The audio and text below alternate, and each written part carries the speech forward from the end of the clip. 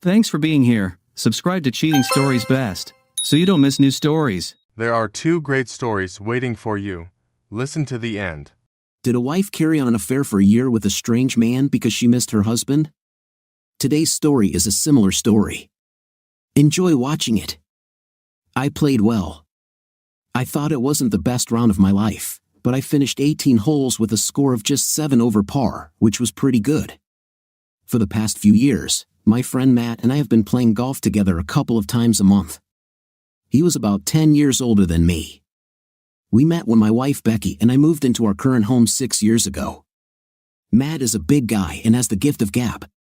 He's involved in real estate and is doing very well, although sometimes there are periods of calm.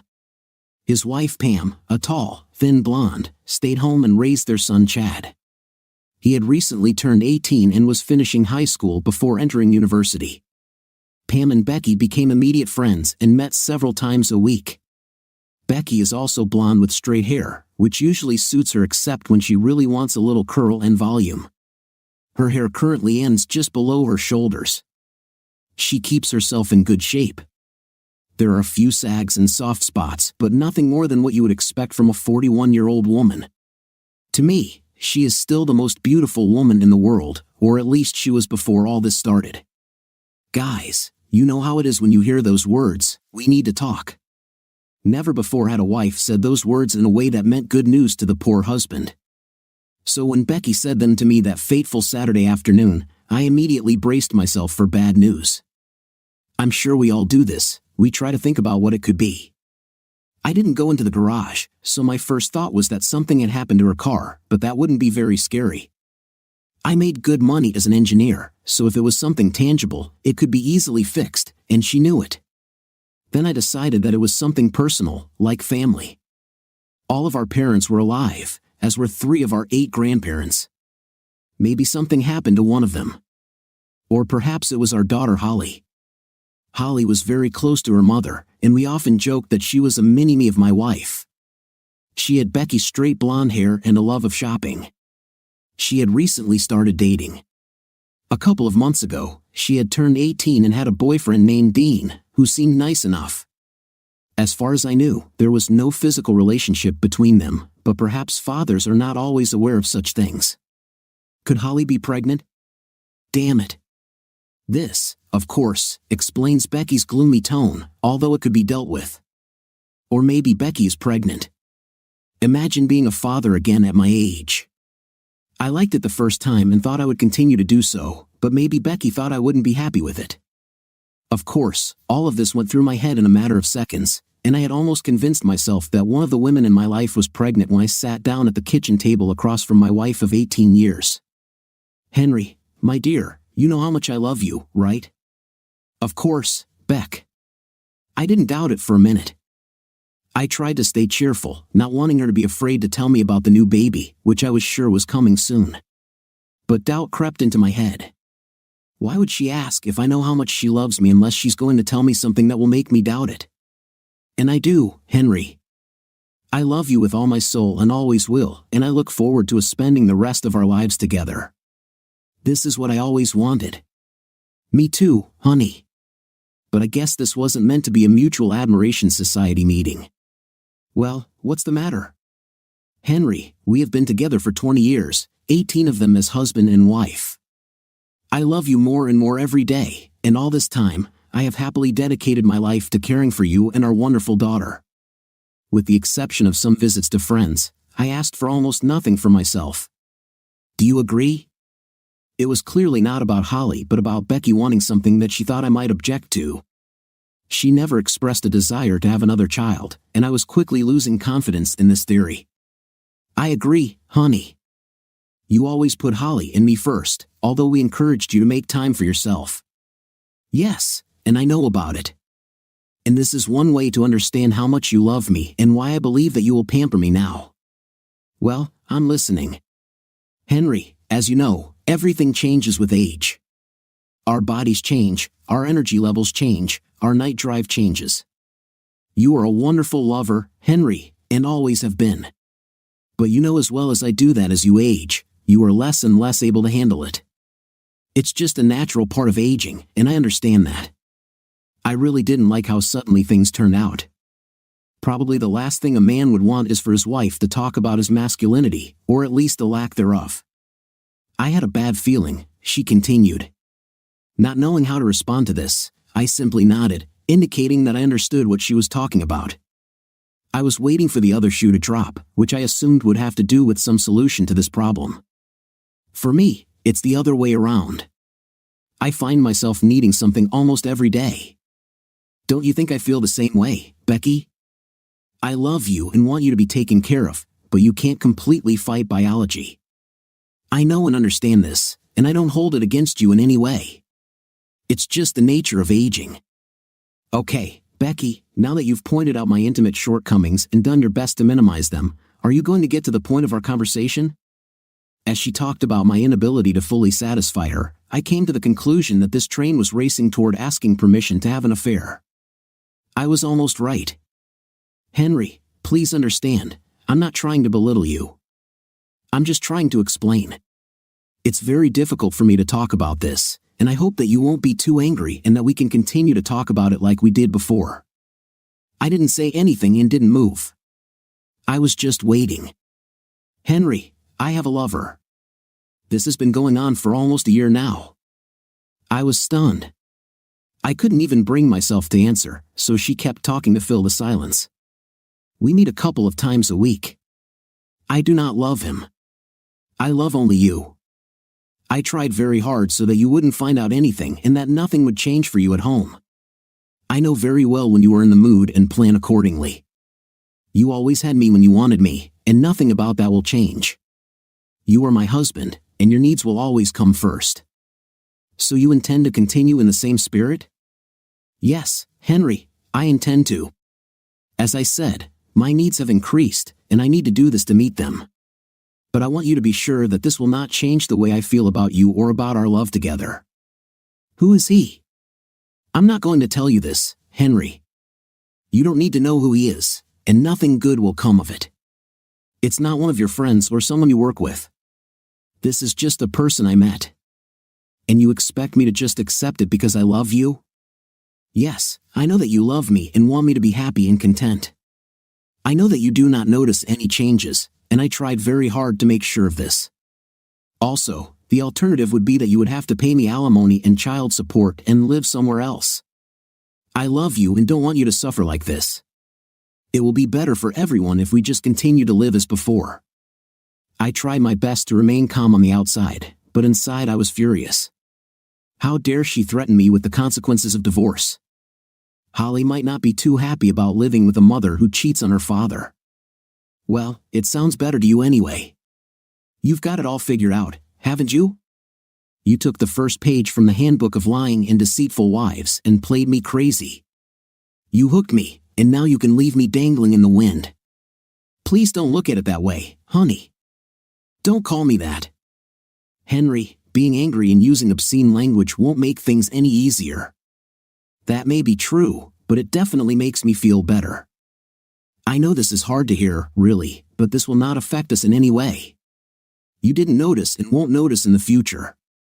It's just something I do for myself to satisfy my needs. It won't take anything away from you. It's the same as if I did volunteer work in my free time. Okay, let's assume that I believe in this. I don't, but let's assume that I do. Why now? What do you mean? Well, all this time you managed to lie and deceive me. I never lied to you, Henry. When we got married, you swore to be only with me. That is a violation of a promise, if not a lie. By not telling me, you've basically lied to me every day since you first slept with that guy. He's not an idiot. He is very cute. I wouldn't date on stupid man. He seduces and has an intimate with married women. That alone makes him an idiot. Well, for the record, he didn't seduce me. I came to him myself. It just kept getting better and better.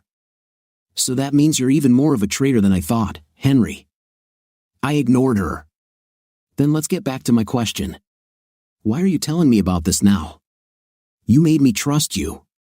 You deceived me for a whole year, so why are you telling me about this now? Like I said, Henry, I plan to spend every day of the rest of my life showing you how much I love you and how grateful I am to you for allowing me to do this one thing for myself. But the exception is that he takes me to Hawaii for a week, as if on the anniversary of our first date together. Are you kidding me? Is it too much that it doesn't affect us? You leave for a week with your lover, and I sit at home and work to support you.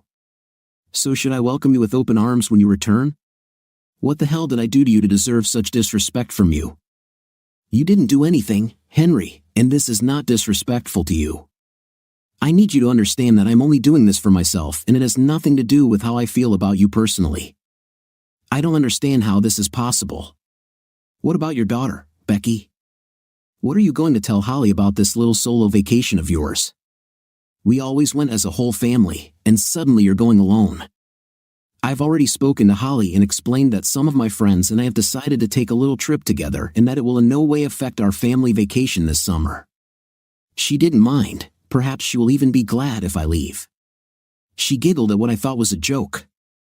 Oh, isn't this such a light-hearted topic, and you think I'm going to let her continue to believe this nonsense? What evidence do you have to the contrary, Henry? I had already shown her brochures about the places where my friends and I would go and promised to tell her about everything upon our return.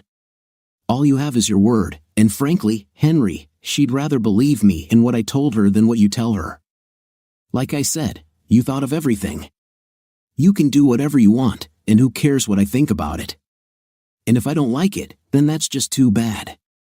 I don't understand how you expect to stay married to me after this. I already told you, Henry. We love each other, and as soon as I return, everything will return to normal.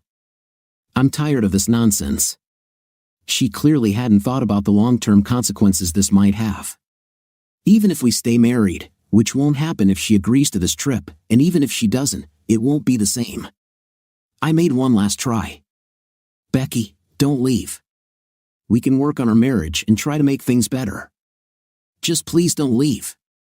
Henry, I'll go, and that's all there is to it. But everything will be as before, you'll see. I love you too much to let that change anything. Well, I tried. I can say that this has already changed the situation, but I think you have done your duty. You told me about your plans. I would advise you to have a good time, but unlike you, I prefer not to lie to my spouse. I'll be in the carpentry shop if that's what you're concerned about. Henry, please be careful out there. Operating power tools while upset is very dangerous.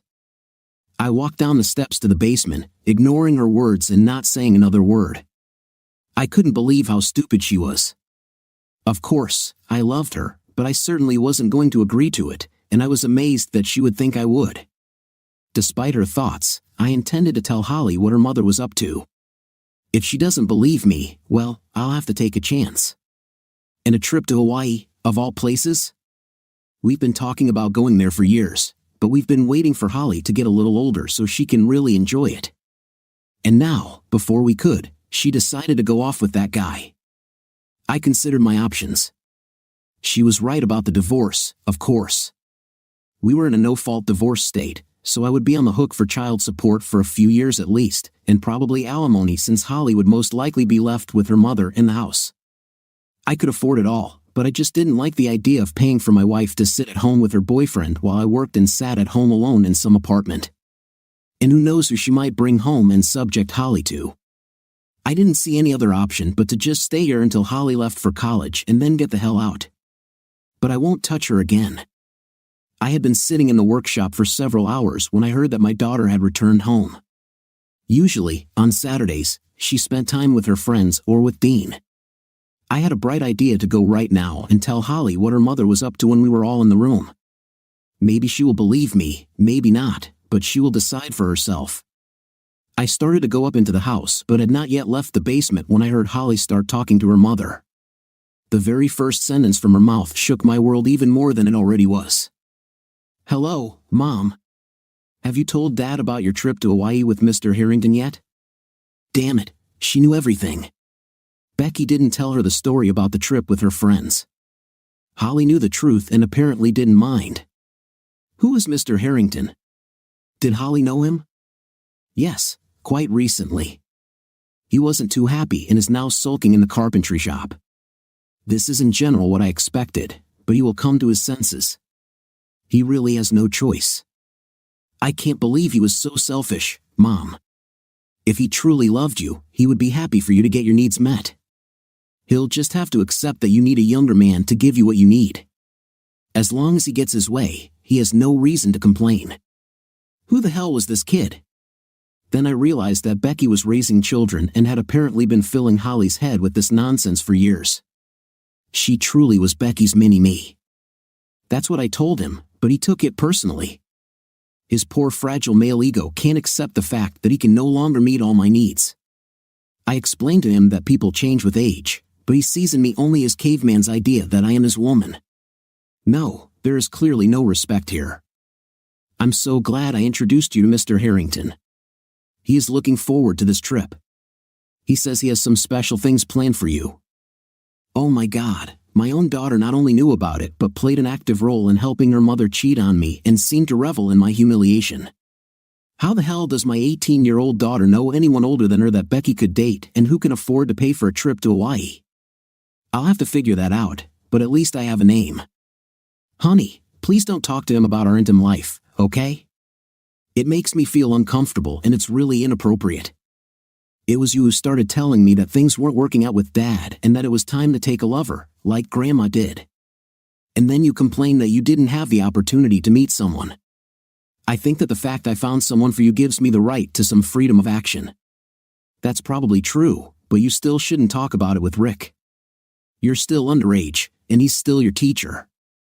Jackpot. Okay, Mom, I'll try. I am so happy for you. After this little conversation, my plans took a sudden and radical turn. Now I was not going to stay in the same house with these two treacherous people. Of course, not the nicest thing to say about your own daughter, but her actions showed what kind of person she was raised to be, and she is old enough to understand what is right and what is wrong. But there will be no divorce either. Either way, I'd be on the hook for household expenses at least until Holly graduates in June. But this way, I can keep them to a minimum, while in the event of a divorce, I'd pay that percentage of my income that the court will determine, and this will, of course, be more than I would like to contribute. So, I would just move out. I would live elsewhere, perhaps sharing an address only with my brother Michael, and keep a household account to pay bills, food, and other expenses. I would keep my email and phone active so my wife and her protege can contact me about anything they want or need, and I can decide if I will cover the costs. Of course, the days of Holly getting pretty much everything she wanted are over, particularly the car she's been wanting to buy for the last couple of years. After all, I was just about to give up and buy her a car. Since I was involved in finance and the family business, I could easily arrange everything within the next 2 weeks. As long as Becky's credit cards worked when she paid them off, everything was fine. I would also have to find a place to live, but that shouldn't have been too difficult.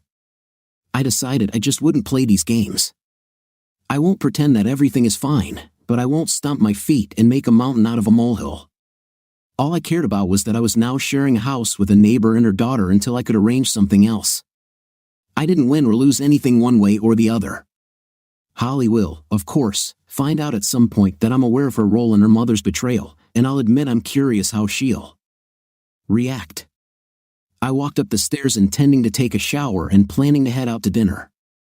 I'll be damned if, after a day like this, I want to sit down at the table with traitors. As soon as I opened the door to the kitchen, both devilish glances darted in my direction. Maybe I thought there were grins on their faces, maybe not. It didn't matter. I knew what they thought about me. Holly ran up to me as usual. "Hello, Daddy." She tried to hug me as usual, and I would have hugged her back as usual, but this time I just stood there until she finished. She pulled away, a puzzled expression appearing on her face. "What's the matter, Dad?" I just looked at both of them and silently walked into my bedroom. "Well, I guess you won't be mine for long. I'll move my things into one of the spare rooms until it's time to move, but for now, I closed the doors and climbed into the shower. Of course, my wife could not ignore this. Damn those stupid interior locks and their universal keys that are nothing more than glorified screwdrivers. I hoped that by locking the door, she would understand that I wanted to be alone, but that turned out to be too much hope. Becky found her way in and then started telling me off. What the hell was that? If you want to be angry with me, that's your childish decision, but you don't have to take it out on your daughter. She didn't do anything to you. I just stared at her for a moment before getting back into the shower. So this is silent mode, right? How grown up that is. Well, that's okay. When you're done with your little gripe, let me know. By the way, dinner is already ready. She left, slamming the door behind her.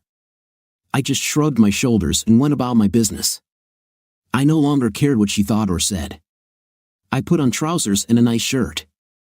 Coming out of the bedroom, I saw that the girls were sitting at the table and eating what Becky had prepared. They suddenly fell silent when I entered the room, whether because I wasn't supposed to eavesdrop or because they just wanted to see what I would do next, I don't know. I looked in their direction, and Holly smiled widely, perhaps thinking or at least hoping that I would come and sit with them and talk like I always do and maybe apologize. But I turned the other way and walked out the front door. I got into my BMW and was out of the driveway before anyone even left the house, if they even moved. I ate alone at a local steakhouse. I ate slowly and spent a lot of time reading various news articles on the internet. It was just a way to pass the time. I was acutely aware that there were no phone calls from any of the women in my life. I watched a late movie that ended at 12:30 a.m. and got home around 1 a.m. To my joy, everyone was already asleep, and I quickly fell asleep in the guest room.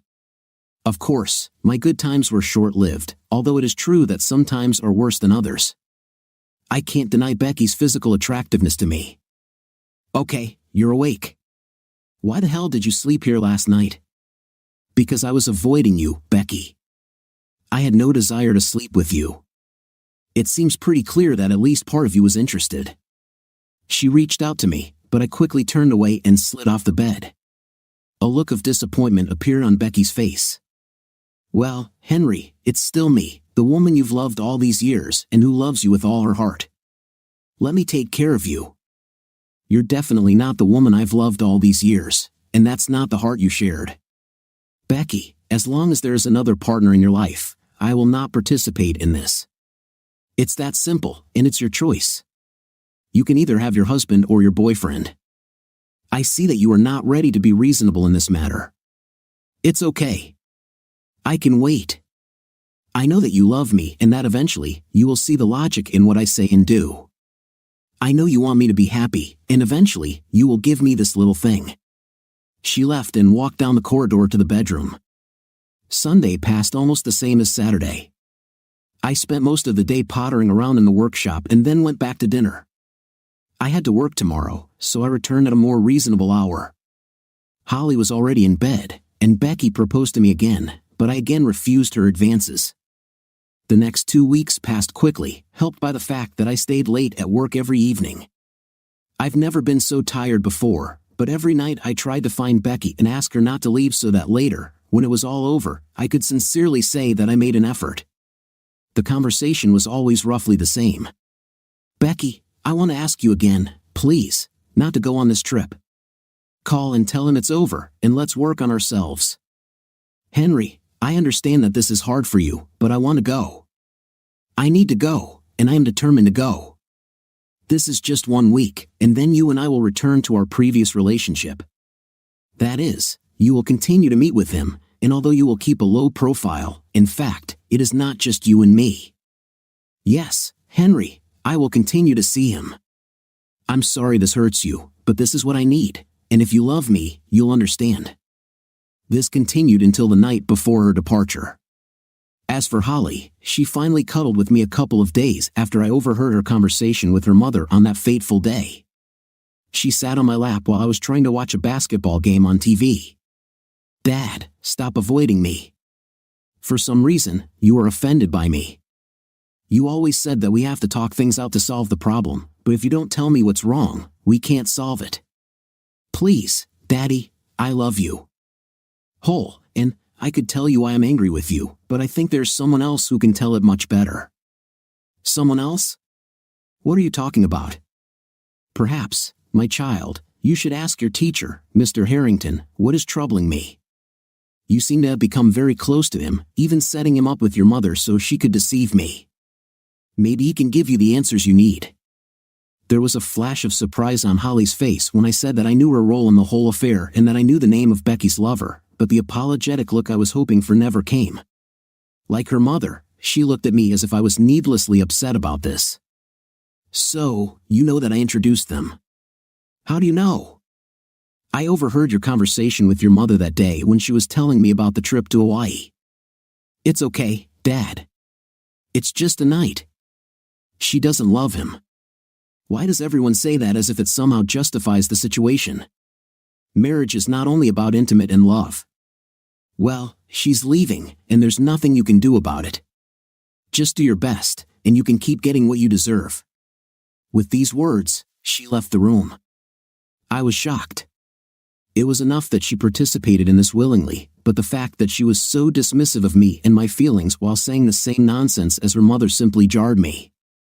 We practically avoided each other for the rest of the time until her mother left. Finally, the great day arrived. Becky was already packed and ready to go and was waiting in the living room for the taxi to come pick her up. I half expected her to ask me to take her to the airport, but she didn't. Holly was waiting with her, and they were talking excitedly to each other, presumably about the trip and what surprises were in store for Becky. I was back in the workshop and finally heard a car drive up to the house. The door to the basement opened. "My taxi is here, honey. I'd like to check out." "Bye." "This means nothing, you will see." She waited a few more moments, apparently expecting some kind of answer. "Aren't you going to kiss me goodbye?" "Nope." "As you wish." Eventually, I heard the door close and the click of her heels on the kitchen floor. A moment later, the front door closed, followed by the sound of Becky's suitcases being packed and finally the engine starting. There was a crunch of tires as they rolled out into the street and drove away. It was the sound of the end of my marriage. I agreed to take the week off during Becky's absence. I didn't want Holly to know what I was doing, so I quietly moved things out of the house while she was at school. I actually moved things from the guest room back into the bedroom, thinking that it might make Holly think that I had decided to move back there and then tell her mother. This would lull them into a false sense of security. I deliberately avoided mentioning my move or the word divorce. I wanted Becky to believe that I would be here when she returned and so that her surprise when she came in and saw that all my things were gone would be complete. She was due back on Saturday evening, by which time I should have been completely gone. A couple of evenings into the trip, after I had finally moved everything, my wish came true. Since Holly knew I was aware of her involvement in Mom's affair, she made little effort to hide what she did and said. She was in the kitchen preparing herself dinner. I stubbornly refused to do anything for her, and she knew why. My phone rang, and the caller ID showed it was Becky, so I refused the call. Then I heard Holly's phone ring. Of course, I only heard Holly's version of the conversation. "Hello, Mom. How was your trip?" "Sounds great." "No, he is here, but since he knows who it is and that I introduced you, there is no point in hiding. He moved his things back to your bedroom as soon as you left. He was bluffing, just like you said. I think he's finally come to terms with it." "Okay, I'll tell him. Let me get back to this now, Mom. I love you." She entered the living room where I was sitting. "Mom asked me to tell you hello, that she loves you, and to say again that everything will be as before when she returns." I just looked at her and nodded, accepting her words. The rest of the week went in the same spirit. Over the course of the days, I gradually moved things into my new apartment. I only took my personal belongings, since at the new place I already had food, dishes, and furniture. Everything else from home didn't interest me. It was on Friday evening, the day before Becky returned from her trip, that I decided my relationship with Holly was completely and irrevocably damaged. She finished dinner, and I was back in the living room killing brain cells watching some TV show that didn't interest me at all. Holly came in and sat down next to me. "So, are you ever going to talk to me about anything other than grumbling and monosyllabic answers again? You forgave your mother, but what about me?" I turned and looked at her with a questioning expression on my face. "What makes you think that I forgave your mother?" "You returned to the bedroom. Obviously, this means that you are going to sleep there with her, and it means that you have forgiven her." "Holly, I have not and will never forgive your mother for what she did to me, no matter where I sleep. She ruined what we had, and we will never go back to it. I don't understand why you're acting this way. No, she wants it, and this is a fundamental difference. You're barely 18, Holly. You don't fully understand.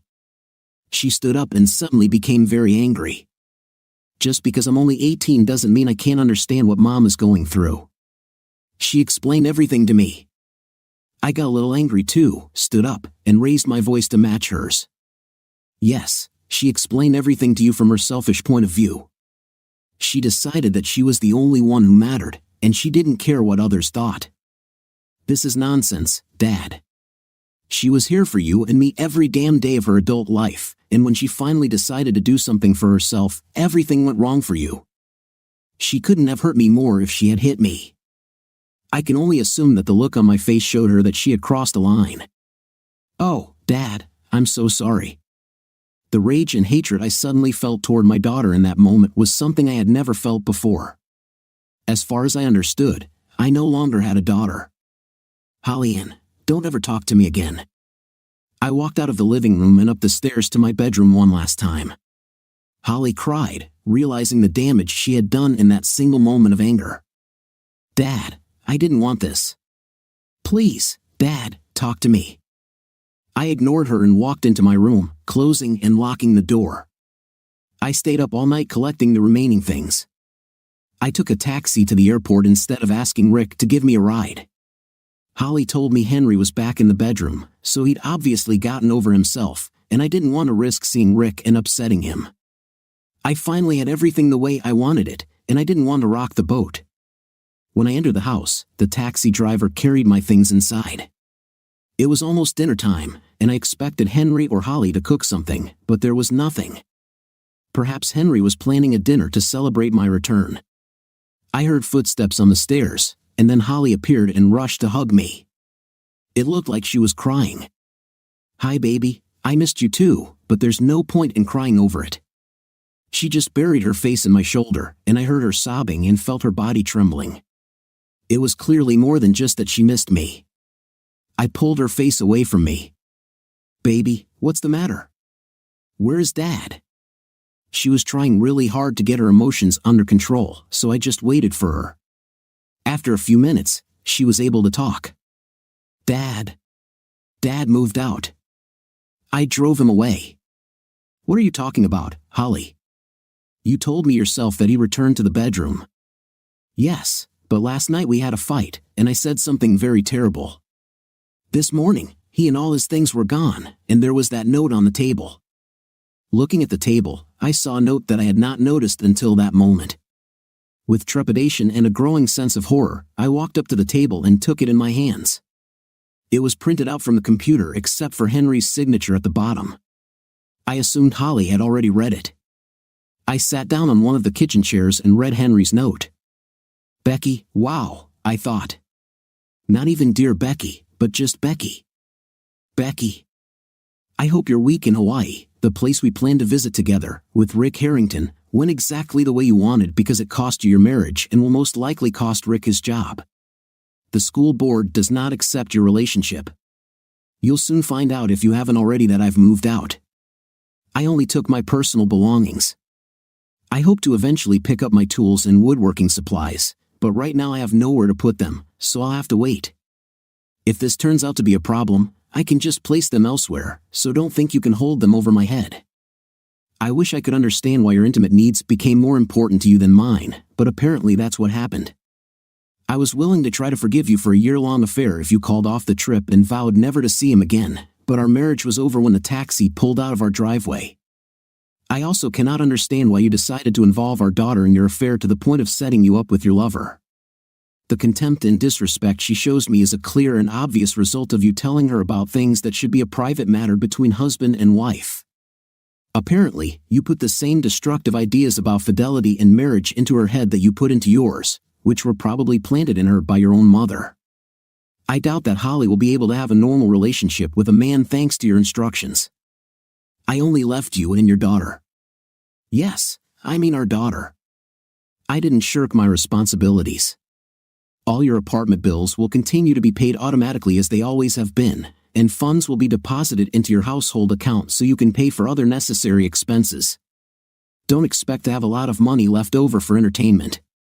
Your pleasures don't bother me anymore, but you obviously have assets you're willing to trade, so maybe you can come to an agreement. I left my email address and mobile phone. Don't expect me to answer when you call. This is primarily for emergencies. If there's anything you want or need, please let me know by email, and I will decide if I am willing to fund the request and let you know. Please don't flood my email with requests to come home or excuses for your actions. I will delete them without reading them and cancel the mailbox if necessary. Michael knows where I live now, and he is under strict orders not to share this information with any of you. In addition, security has been instructed not to allow any of you into my office. If you try to catch me there, I'll tell you the same thing I told your daughter when she unleashed her hate speech on me on Friday night. I don't ever want to talk to you or any of you ever again. Your selfish, dismissive actions have damaged both relationships, and I will no longer be involved in your lives, at least as much as possible. I'm sure Holly will find someone to walk her down the aisle at her wedding when she finally convinces Dean or some other poor guy to marry her. I have loved you both for so long that it pains me to leave you, but your attitude towards me has reached the point of destruction, and I will not allow you to do this to me. Henry. Tears streamed down my face as I finished reading Henry's letter. Everything was not as it should have been. He had to love me forever and understand that this had nothing to do with him or our family. I knew it was a mistake to involve Holly, but it all started with girl talk. She told me about herself and Dean, and I started talking about Henry and me so that Holly would gain confidence in me. I happened to mention that Holly's grandma, my mom, had had an affair when Dad started to slow down and that I was thinking about the same thing. Suddenly, Holly introduced me to Rick at one of her choir performances. He was certainly handsome and nicely, and I remember having a really good time with Henry that evening after this meeting. Holly began to talk about him more often. She told me that he was not married and did not want to get married. He wasn't looking for anything permanent, just a little fun. I took the bait and started finding reasons to contact him, just to start a dialogue. One day, I invited him to dinner when Henry was out of town for work, citing loneliness. That evening, we ended up in his apartment. He didn't have the love that Henry gave me. I spent the night there, and in the morning, we repeated it again. When I returned home the next morning, Holly was there, and it was obvious that I had spent the night with Rick. We talked about it like old friends. I felt like I was back in school again. It was all so exciting, and when Henry returned, he didn't even know what I had done. I somehow managed not to give myself away. At that moment, I realized that I could play on the side with Rick and not let Henry find out about it. Since Rick wasn't a full-time teacher, he had no problem meeting with me a couple of times a week, and we were very discreet. This went on for several months. I kept my ears open for any hint that Rick was getting too attached to me. I couldn't let him fall in love with me, but nothing showed up, and our relationship continued. We met a couple of times a week, and then I tried to get myself in order before Henry arrived. I kept thinking that something would go wrong, but it didn't. Well, until that fateful day. It was approaching the anniversary of the first time Rick took me to his apartment. Even though we didn't love each other, it was still kind of our anniversary, and he asked me to go to Hawaii with him. Henry was right that he and I were planning to go there, but at that moment, it didn't occur to me. I don't know why, but the thought of spending a week in paradise was very attractive to me. Of course, being a housewife, I could not justify such a long absence. I don't have a job that takes me out of town, and saying I was visiting relatives would be too easy for Henry to check on me. I decided that Henry wouldn't mind, that he loved me so much that he would let me do this for myself, and everything would be fine. Rick mentioned that I could point out to Henry how bad divorce would be for him if Henry was inclined to do so. The thing is, I really love Henry, so I felt a little guilty about doing this behind his back. This seemed like the perfect time to bring it all out into the open. I could have Henry's approval because he loved me and wanted me to be happy and enjoy a week in Hawaii with Rick without feeling guilty. I was surprised when Henry was so against it. I knew that his pride would suffer, and there was no way around it, but I was sure that if I explained that there was no love between Rick and me, that it was just intimate beyond what Henry himself needed. Yes, I was sure that Henry would eventually begin to look at things logically, at least in my opinion. That's why I told him 2 weeks in advance, to give him time to come to terms with it and give me his consent. Obviously, this did not happen. Yet I was sure that when I returned and everything was the same for him, he would see that what I did with Rick did not cause him any harm. But such an opportunity never presented itself. Apparently, things didn't work out between him and Holly, and he left, although I doubt that was the only reason. I guess I underestimated what Henry's love for me could do, and now the love of my life is gone. But I was a resourceful woman and had no doubt that I could find him and convince him to see things my way. I might even have to cool things off with Rick for a while and convince Henry that it's all over before I take Rick on again. But I could do it. Henry's brother Michael knew his new address. They were friendly, so I doubted that I would be able to persuade him, but maybe his wife Fiona would help me. She probably knows or at least can find the new address. Once I find him, I can probably convince him to come back and give me another chance. This is probably why he doesn't want to talk to me. He knows that he won't be able to resist my charm. Plus, he never mentioned that he was going to file for divorce, so he clearly doesn't want to lose me. Most likely, he was just trying to get his point across to me with that "I never want to talk to you again" thing, but I doubt he meant it. He will soon understand that he cannot live without me and will be glad to hear from me. Yes, I'll start on Monday. I'll call Fiona when Michael is at work. Until I can get Henry to come back to me, to us, Holly and I will struggle. It was a beautiful day, and I decided to relax by the pool. The apartment complex I moved into had a pool as well as a fitness center and a large common area that could be reserved for parties and large gatherings. I had lived here for a couple of months.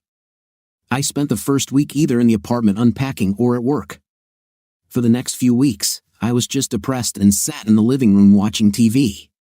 Finally, I decided, as they say, to either live or die. I went to the pool to relax and get some sun. The water was probably still a little cool for me, but lying in the sun and reading would have been just right. I went on a few dates, but no one caught my attention. I was still mourning the loss of my family and missing Becky, not the one I left, but the one I married and loved for almost 20 years. I had been relaxing in one of the provided sun loungers for about an hour when a shadow fell over me. Opening my eyes, I saw a very attractive female silhouette. Until my eyes adjusted, I could not make out the details. She spoke first. "Hello, I haven't seen you here before. Have you just moved in?" "About 2 months ago, but it seems like this is the first time since then that I've seen the light." "My name is Henry." "Michelle. Nice to meet you. May I join you?" "Michelle, if I've learned anything over the years, it's to always say yes to a beautiful woman's request. Have a seat." She smiled, pushing one of the other sun loungers next to me. Since the sun was out of my eyes, I was able to get a better look at her and was very impressed. She had long brown hair and a beautiful figure. She wasn't wearing a wedding ring. Finally, she sat down and turned to me. "So, Henry, are you recently divorced, or are you just trying to make people think you're divorced?" I looked at her questioningly. "Why are you asking me this? Your finger has both a tan line and a dent where, at least until recently, you wore a wedding ring." "Very insightful. It's interesting that you're looking at my ring finger. No more and no less interesting than when you checked mine a couple of minutes ago." "Crap, I thought I was more subtle." "Well, I'm not actually divorced, but I decided to take off the ring and move out while my wife was in Hawaii for a week with her lover." "Oh my God, this must be an interesting story." "It's not that interesting when you live in it, but from the outside, I can see how attractive it is." "Is there a chance that you will make peace?" "No, I still care about her, but what she did and the way she did it destroyed any chance of us staying together. You can tell me about it when you invite me to dinner tonight." I hesitated for just a moment. "Is there somewhere in particular you would like to go?" "Somewhere nice, and you will ask me to dance. My daughter will be spending the night with my sister, so we can go out as much as we want." "I think this is very good." Michelle looked at me and lifted her sunglasses to make direct eye contact, expecting me to do the same. "Let me make something clear, Henry. I really like you, and I can tell that you like me. But I don't sleep with married men, whether they're divorced or not. So if you ever want to have a chance, you'll have to do something about your marital status." Well, I think I just got the incentive I was looking for, but maybe we'll see how dinner goes first. We spent another hour relaxing together by the pool. We were mostly silent, I think with the intention of saving the bulk of the conversation for dinner that evening. As I was getting ready for my date with Michelle, I was thinking about this unexpected turn of events. I loved being married, but I wasn't sure I wanted to jump into a new relationship right away, especially given the state of my current relationship. There was no doubt that we were over, but there were many unresolved emotions remaining. The most common of them concerned Holly. She said a lot of hurtful things to me, but I understood that she was a victim of her mother's views. In other words, Holly believed that at Becky's age, a woman should take a lover because that's what her grandmother and Becky did, and they told her that's the way it should be. She expected the man to simply agree to this because that's what her grandfather did. I knew that at some point, I would try to improve my relationship with my daughter despite what I had told her. However, Becky was finished. I knew I wouldn't let Becky stop me from living my life. If that meant paying off Becky for my freedom, then so be it. I wasn't going to let a few dollars hold me back. I picked Michelle up at 6 o'clock in the evening, and we went to an elite Brazilian steakhouse downtown. I've been there several times, but Michelle never had. She wore an emerald green dress that went below her knees but showed a lot of skin on top. She looked impressive, and I told her so. Well, thank you, sir. You look good yourself. I took her hand and led her to my BMW, opening the door for her just like my mother taught me. We drove leisurely through the city center and talked about the places we passed along the road. We held hands the whole way, and it was very comfortable. We were seated at a romantic little table in the back alcove, which allowed us some privacy. It's interesting what you can get from a well-placed $50 bill. We settled in and were greeted by our server, an attractive young woman named Kelly. We ordered drinks and sat down to talk. Will I have to ask for another waitress? Michelle asked me. Why do you need this? Because if she keeps pestering you like that, I'll claw her eyes out, and I wouldn't want to do that. I looked into her eyes, caught a hint of mischief in them, and was sure she was joking, but I made a mental note to tone it down just in case. I think she realized that the wheels were turning in my head and decided to calm me down. She took my hand. Henry, I want to say that I like you, and I would like to get to know you better. I didn't mean to seriously offend the poor girl. I know, but I'm flattered that you laid your claim on me. So, Henry, what do you do for a living? I'm a mechanical engineer. I work as a senior vice president at Alpha Logistics in the city. And you? I work as a loan officer at First National, although I could probably cope just fine with the outrageous alimony and child support payments I receive from my ex-husband. This is payment for the fact that he cheated on me with his assistant and got her pregnant. I can't even imagine how someone decided to cheat on such a beauty like you. Well, thanks again. Do you have a son or daughter? Joni is 8 years old, a third grader at Oakleaf Elementary, and I think she might be smarter than me. Does your ex take an active part in her life? Not at all. My sister's husband has done a good job of being a good role model whenever he can, but we haven't heard from Jay in about 3 years. Do you have children? Technically, I have an 18-year-old daughter named Holly, but she seems to share some of her mother's beliefs about the acceptability of cheating, so we don't really communicate much at the moment. Look, I would like to hear about what happened to your wife, but only if you feel comfortable talking about it. Actually, I don't mind, although I don't appear in a very favorable light, at least from my wife's side. Don't worry, I intend to find out for myself how good you are at everything. I laid out the story as best I could from that fateful we need to talk moment to Holly's scream and subsequent early morning departure. For that matter, Henry, I agree with you that she seems to be as much a victim of her mother as you are. She's clearly taken what her mother said to heart, and she seems to realize she's gone too far. I agree, but it really hurt me that my daughter could talk to me like that and apparently have such a low opinion of me, even if it was formed under the influence of Becky. Keep the lines of communication open. Someday she will get in touch. I hope so. And maybe I will too. I'll show initiative. So, are you ready to share your story, Michelle? My story, of course, is not so juicy. My ex, Jay, is the vice president of the Muscles gym chain. He spends a lot of time traveling, inspecting various gyms around the country. A few years ago, he got a new personal assistant, and to make a long story short, they started sleeping together while they were on a business trip. Apparently, his bosses were aware. I was getting emails and things like that, telling him to be careful. When he knocked her up, I left him and received very generous alimony and child support as well as a very good reward for muscles. I don't have to work, but I like that I have a reason to get up every day. Well, I don't know. I think it's pretty juicy. Maybe not as juicy as an adulterous trip to Hawaii, but still pretty good. You seem to be coping well with your breakup. Henry, at the moment, yes, but at home in my small apartment, loneliness sometimes overcomes me. It was the right decision, but that doesn't mean I don't miss what we had before. You know, if you feel bad, you can call me, and I will come. I say this as a friend, just so you're not alone. We can talk, watch a movie, whatever.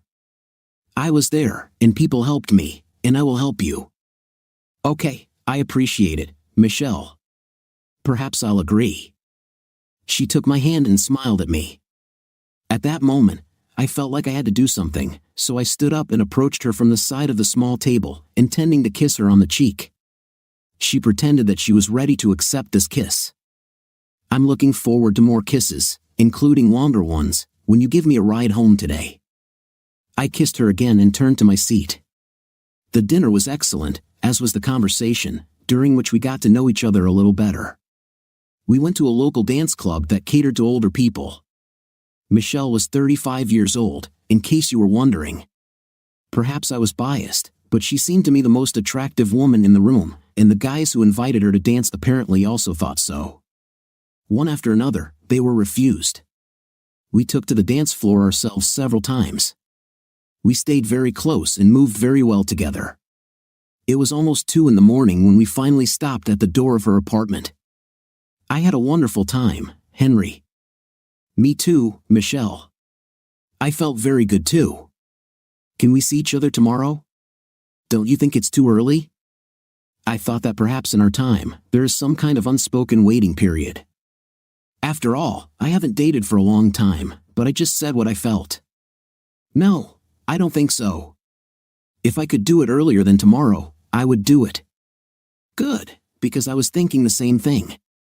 I have to pick up Joni at 11, so it should happen before then. I will never introduce her to a guy until we have been together for at least a month.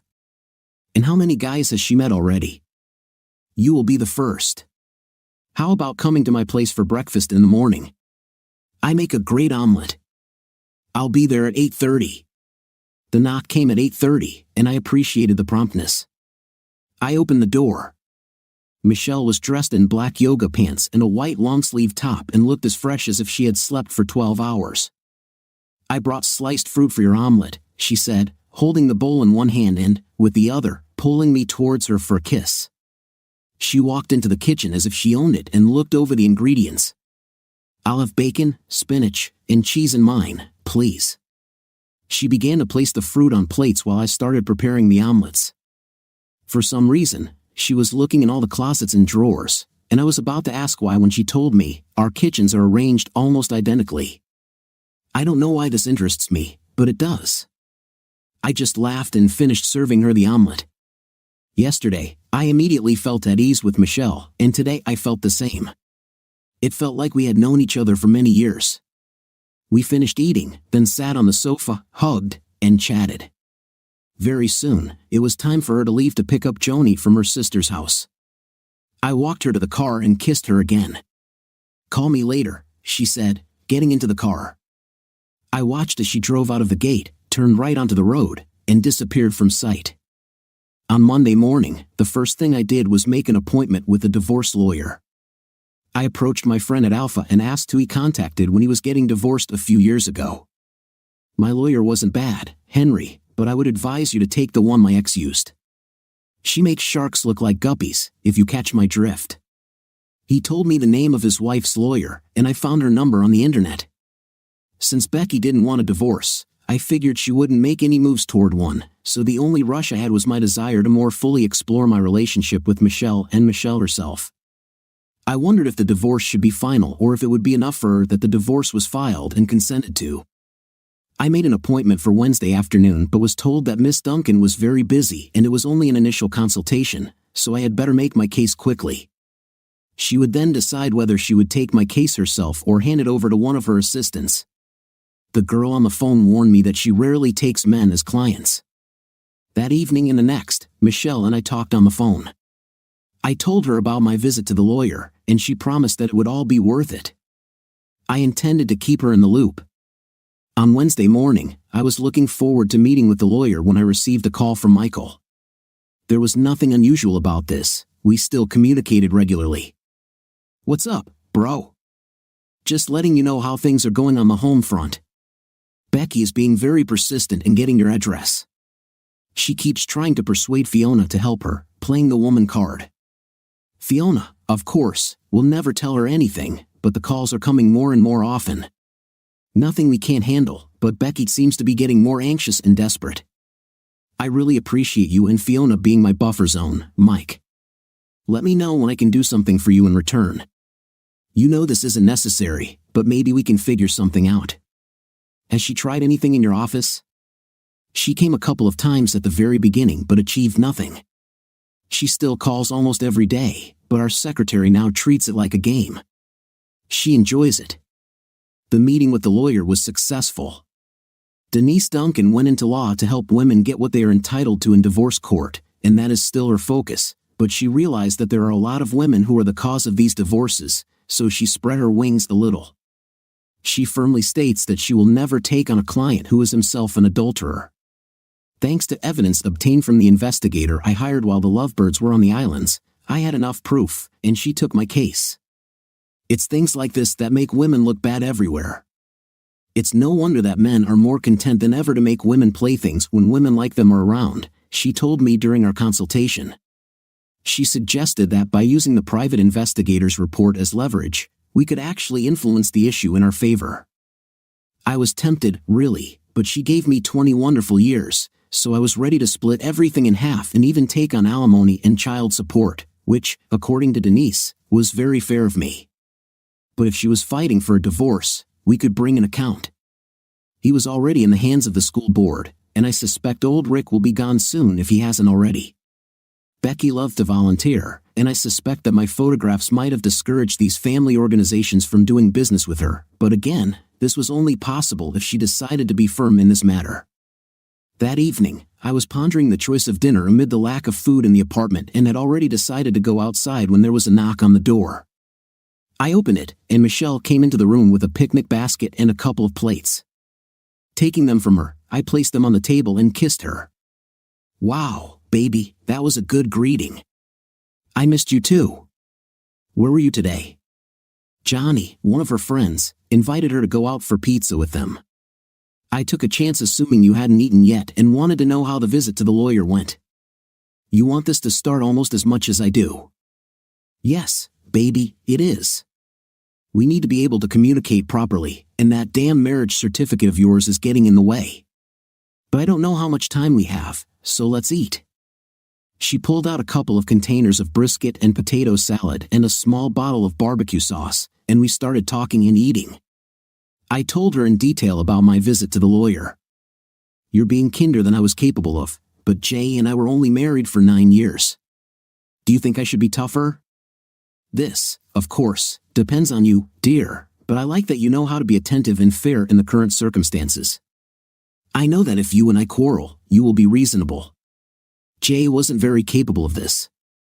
She was able to stay with me for about 2 hours before she received a call saying that they were returning from the pizzeria. I walked her about halfway to her apartment and then watched her walk through her door. She was very careful so Johnny wouldn't run into me, and she didn't let me walk her all the way home. I practically swam back to my apartment.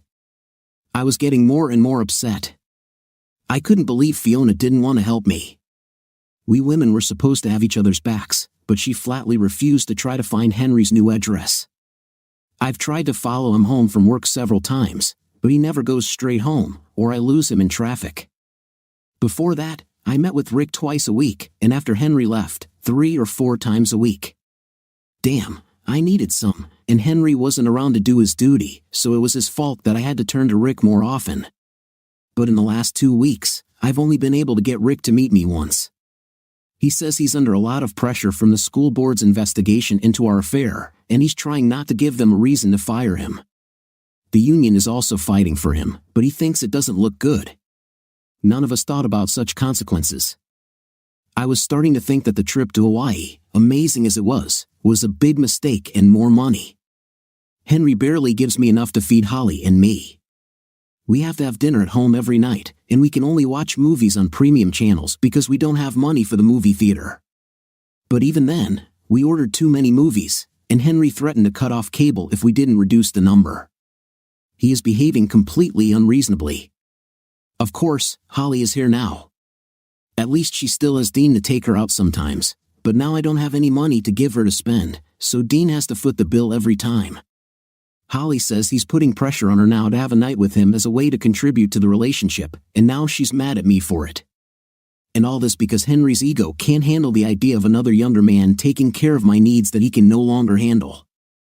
I still love him, but when he finally comes back to me, I will have to make sure that he can meet all my needs, or he will have to accept the fact that I have someone on my side. This is not discussing it on a bright and beautiful Friday morning at 9:45.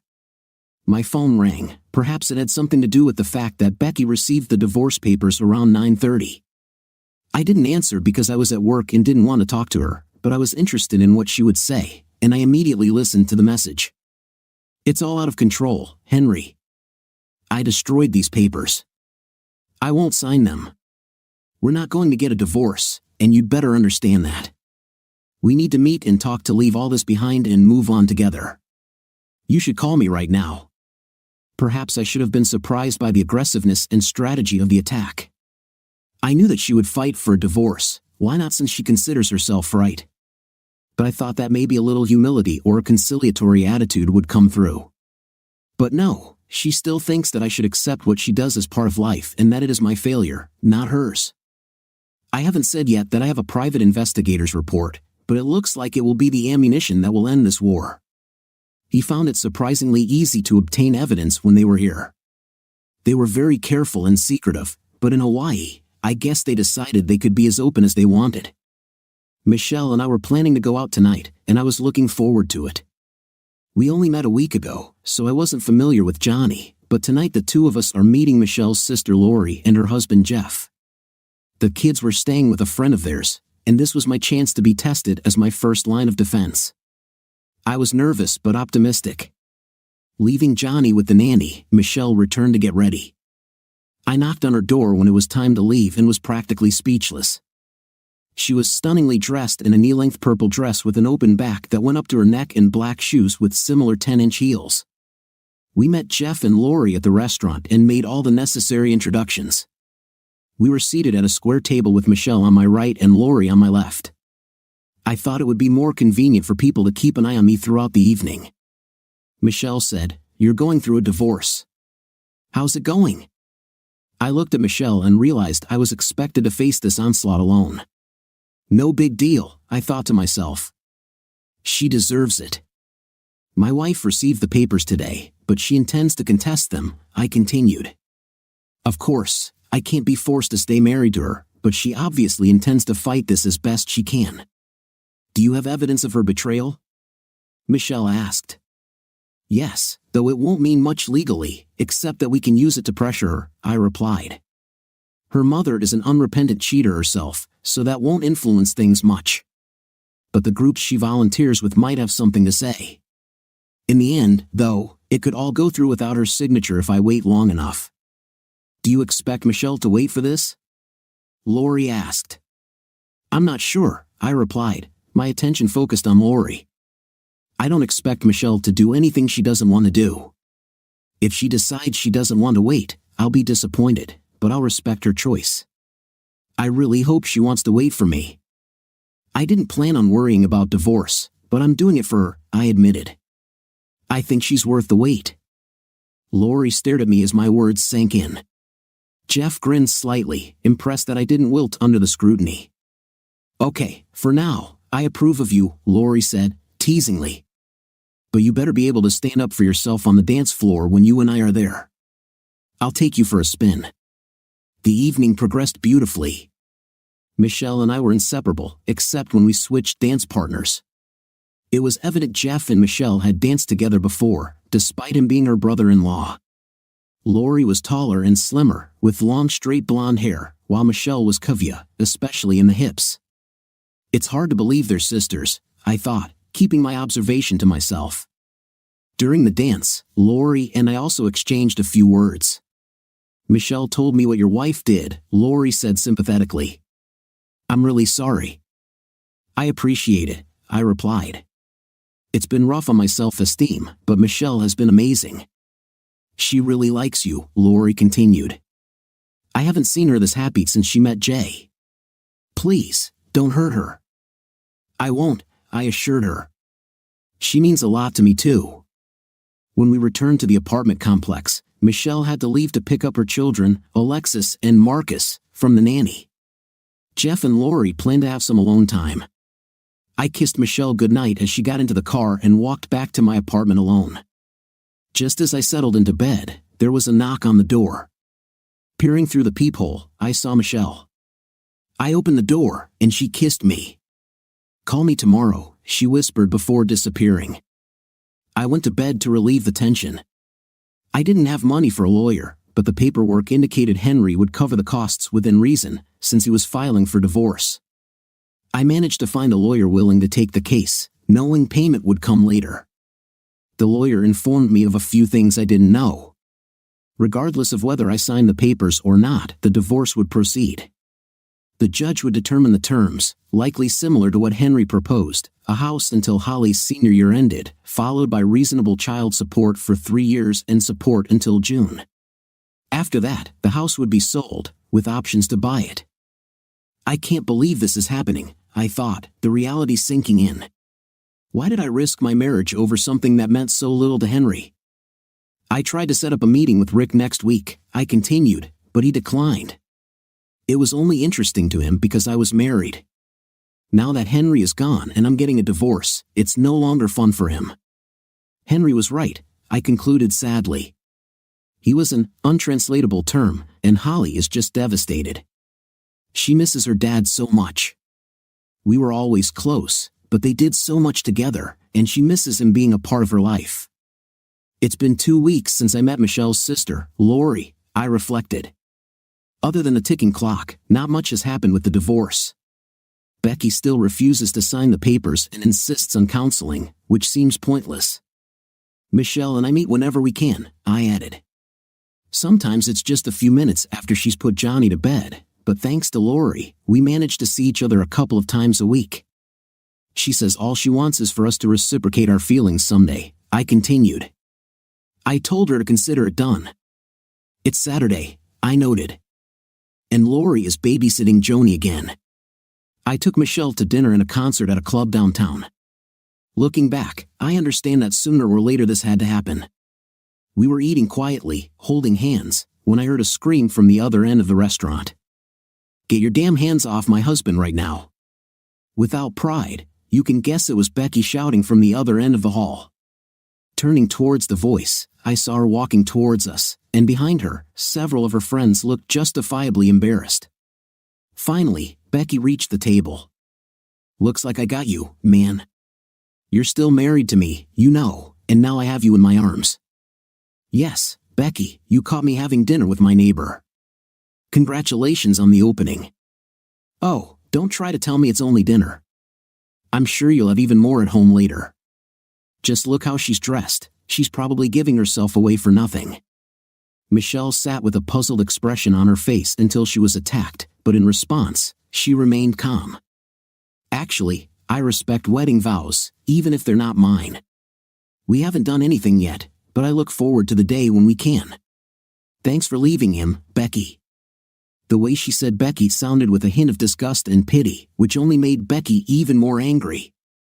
The staff had to force her away from us, and as a result, she was kicked out of the restaurant.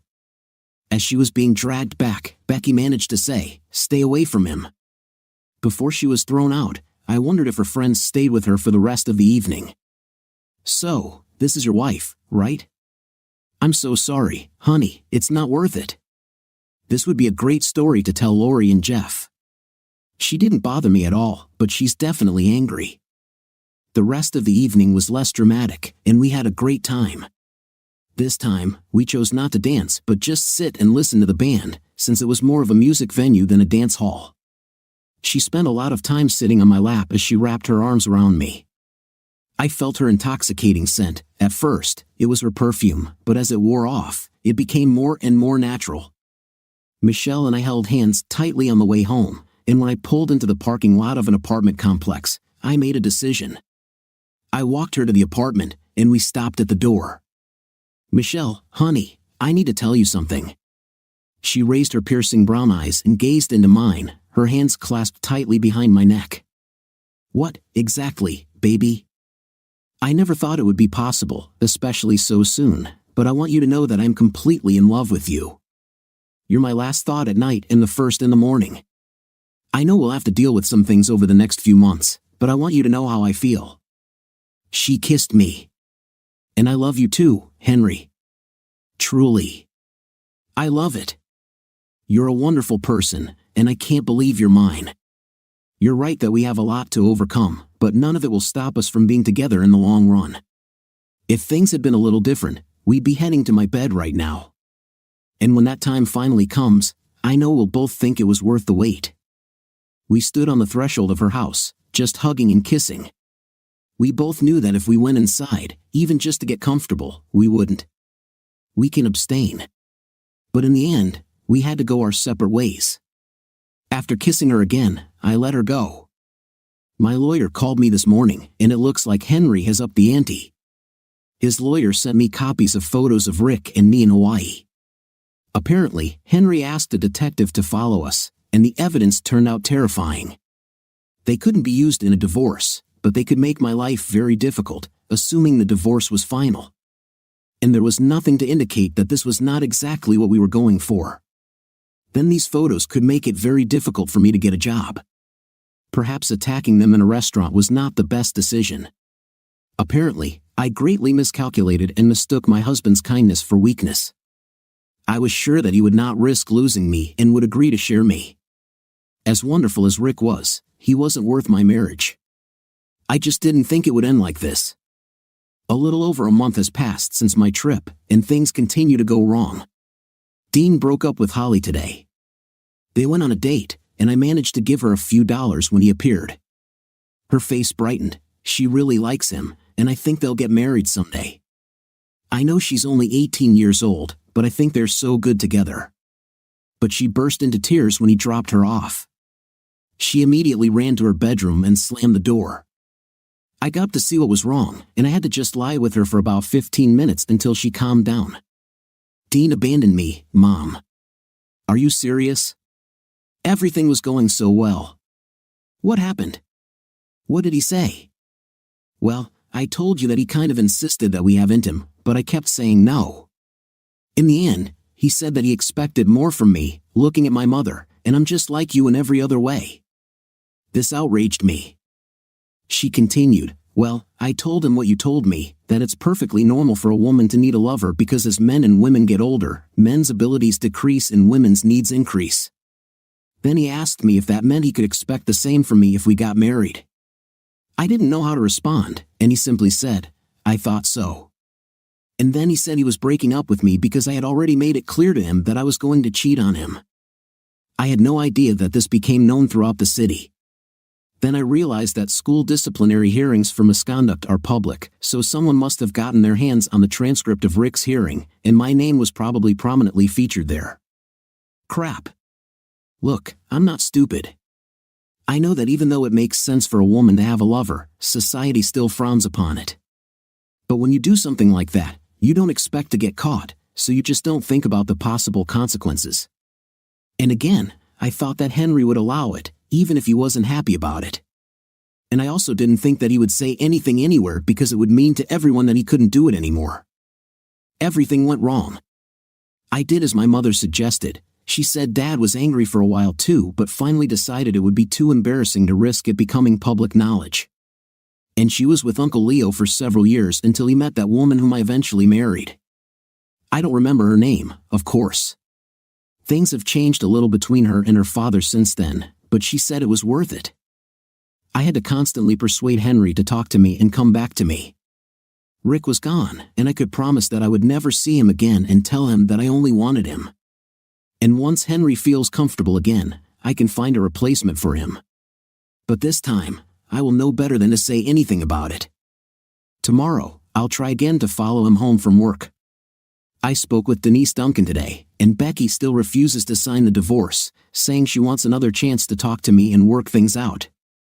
Denise said that I should meet her face to face and try to convince her that I'm not going to put up with her, otherwise, all this will drag on for months while she files appeals and generally delays everything as much as possible. The best I could offer was to think, because I had other things on my mind. What else was on my mind, you ask? Well, it's been 5 weeks since I met Michelle, and I've fallen madly in love with her. A month has passed, and tonight, I will finally be introduced to Michelle's daughter, Joni. Michelle told me that today's meeting is unlikely to be decisive, but I'm very worried because I know that Joni comes first, and I need her to be on my side. We started with a trip to Chuck E. Cheese for dinner to introduce ourselves to each other on neutral territory. I was driving, and Michelle, as usual, was holding my hand in front, but from the back seat, it seemed to me that Joni's eyes were riveted on me. Although every time I saw her in the rearview mirror, she seemed to be smiling and just enjoying the ride. We entered the restaurant, ordered food, and bought game tokens.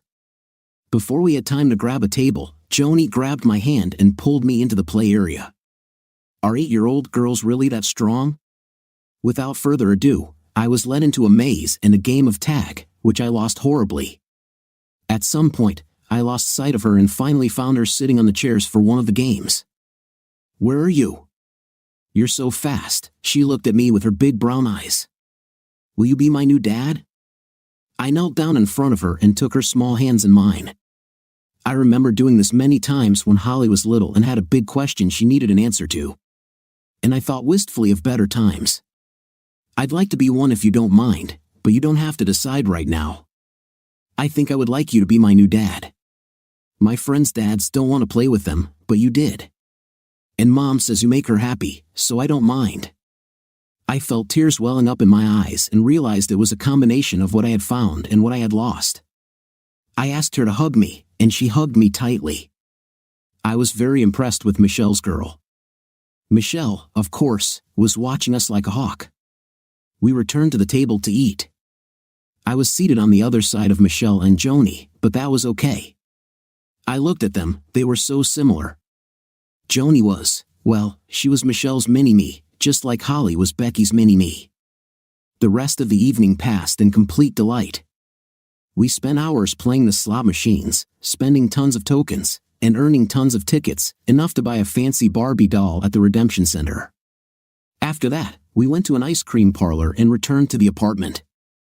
It was late, and Joni was tired, so we put her to bed. And I blessed her with a request to read her a story. After putting her to bed, Michelle and I sat down on the couch together. She pressed herself close to me. Are you ready to become a daddy to a little girl again? You know, at my age, I had my doubts, but now that I've met her, I can't imagine anything else. What about one of our own children? She looked up at me, and I lowered mine to meet hers. Nothing will make me happier than the birth of a child, Michelle, and only marriage with you and the opportunity to become a dad to Joni will compare with this. A wide smile spread across her face. She said she remembers her words, but she can't wait any longer for my divorce. We made love. I turned off my phone for the evening, only to find that I had a missed call and a voicemail from Denise. I listened to the message, and my day became even better, which I never thought was possible. Henry, this is Denise, Becky's lawyer. She just called me and said she's decided to sign the papers and will come to my office next week. You don't need to be here, but I'll let you know when everything is ready. That night, I slept very well. My marriage was coming to an end, and at this point, it seemed like a foregone conclusion. This morning, I was going to fight him to the end, but as I watched Holly spend another day in her room crying because Dean left her, I realized that this was causing her too much pain. Where would this lead me in the end? I would still get divorced, but in doing so, I could ruin my daughter's life. Therefore, I made a very difficult decision to agree to sign the papers. And as a mature 41-year-old woman, I chose the most appropriate way to cope with the pain that this decision caused. I went to a club, got drunk, and went home with the first person who asked. So, I woke up in someone else's apartment. I sent Holly to her friend Leslie's for the night and was grateful that it didn't cost Holly her best friend. The guy was still sleeping, so I quickly got dressed and quietly left the house. My car was still parked outside the club, and I called a taxi to pick it up. I went home, took a shower, and then thought that at that moment, I wanted nothing more than to go to bed, so I did. I spent the entire weekend with Michelle and Joni. We went to the zoo on Saturday and went to Lori and Jeff's for dinner on Sunday. Joni spent most of the day with Alexis and Marcus, but they grew up together, so it wasn't surprising. Jeff was a nice guy and seemed to know his way around a grill. He was taller than me, 180 centimeters, and in pretty good shape. He played baseball in college and had just turned 40, while Lori was 38. While the sisters socialized and looked after the kids, I spent some time at the grill getting to know Jeff. He and Lori had been married for 15 years, and he was completely in love with her. She's still the reason I get up in the morning and do what I have to do. I want her to be proud of me and happy that she married me. I'm sure you're doing everything right, Jeff. I haven't spent much time with her, but she has that complete confidence that comes from knowing that she has achieved her goal. I've known Michelle for a long time. She's crazy about you, Henry. You got a good woman. She was completely devoted to Jay, and that's why what he did hurt her so much. You know, she devoted herself completely to him. I know what your wife did, and I'll bet my life that Michelle will never even take a step in that direction, let alone go all the way. I appreciate that thought, Jeff. Let me assure you that I don't think Michelle would do anything like that, otherwise, I wouldn't be able to give myself to her as completely as I do now. I was in a good mood about how both parts of my life were developing. With any luck, I could get Becky's signature on the paperwork and submit it this week, and then I would just have to wait 90 days until I could bring Michelle to the altar, which I plan to do as soon as possible. My head was spinning. I think it's Wednesday, but to be honest, I've lost count. I've been getting drunk and going home with different men every night since last Friday, when I finally decided to give in and sign the divorce papers. Luckily, the last few guys were better than that first one, so at least I was able to drown my sorrows. But today, if I understood correctly, is Wednesday. I have to sign the papers. I don't know what I'll do without Henry. I love him so much. I just needed something more for a while. I didn't have feelings for Rick. I was supposed to spend the rest of my life with Henry, growing old together, spoiling our grandchildren, traveling the world. It was all in the plans. And now I'll only have loneliness and heartache. What a fool I was.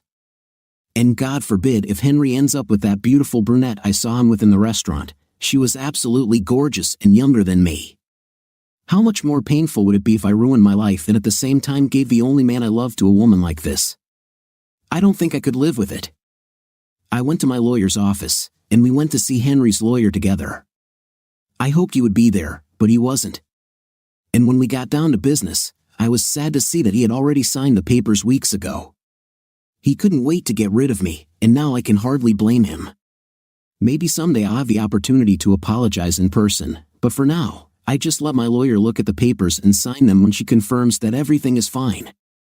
I ate dinner alone that evening, as Holly was spending more and more time away from home, probably to distance herself from me. Then I got dressed again and went to the club. I found a table with 3 young guys and told them I was there to offer them a once-in-a-lifetime opportunity. All they had to do was pay for their hotel room. I think we left a vapor trail behind us when we left the bar. I was completely sober. This was my retribution for what I had done.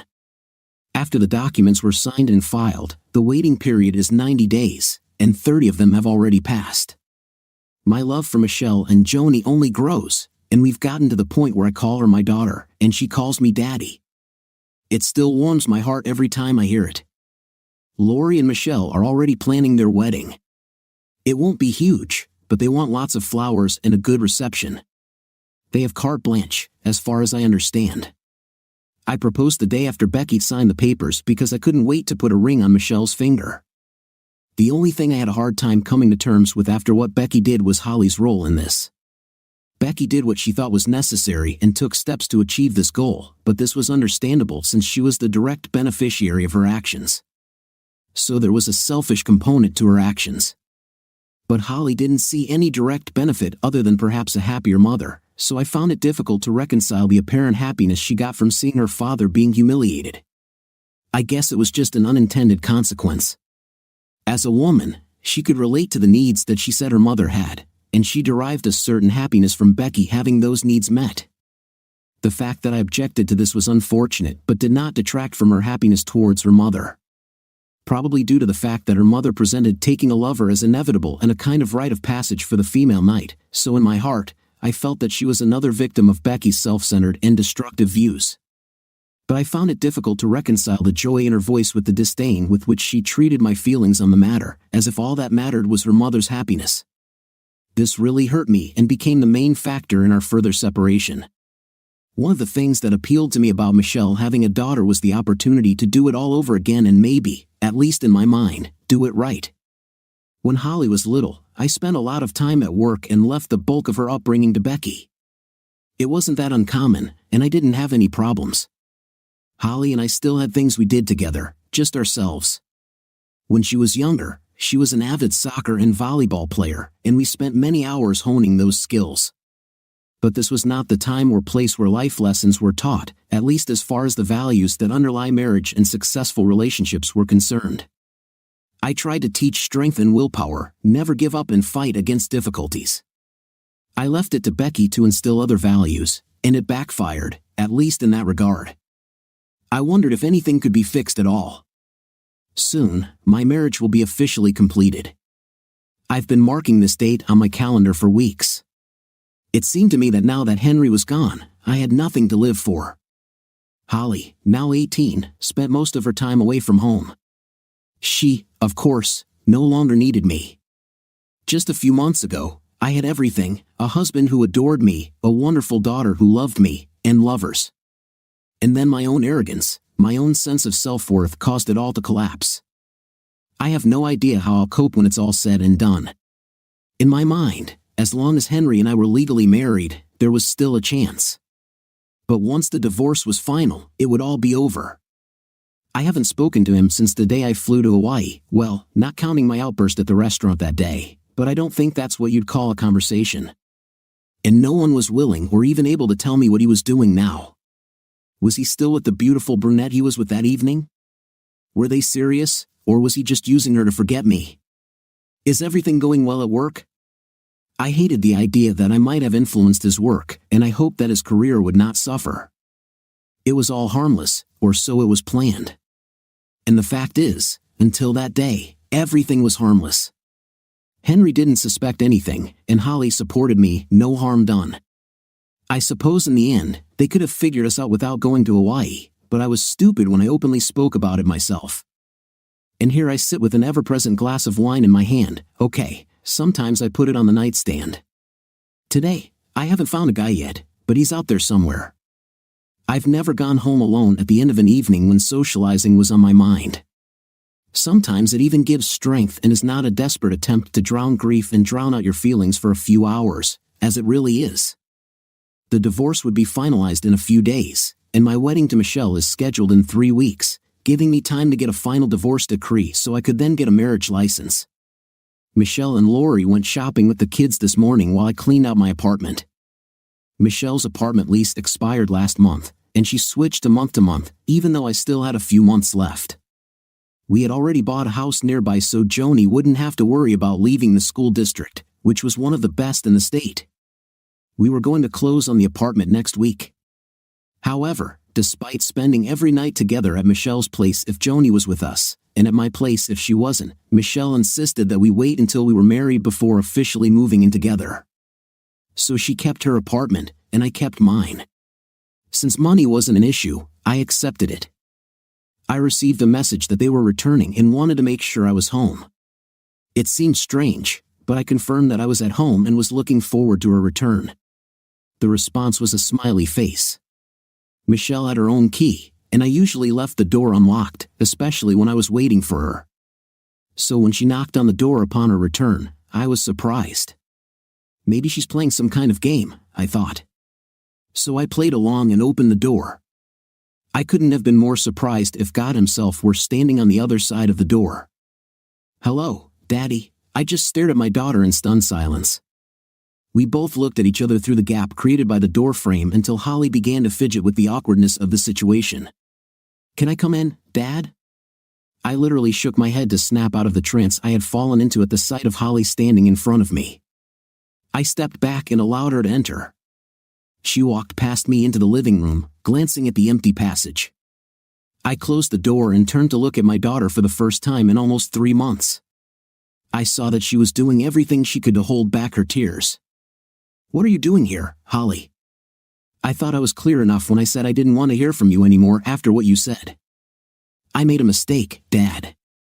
I need to talk to you, and if after that you don't want to see me again, I won't bother you anymore, please." "Okay, Holly. I'll listen. But first, I need to know how you found out where I live."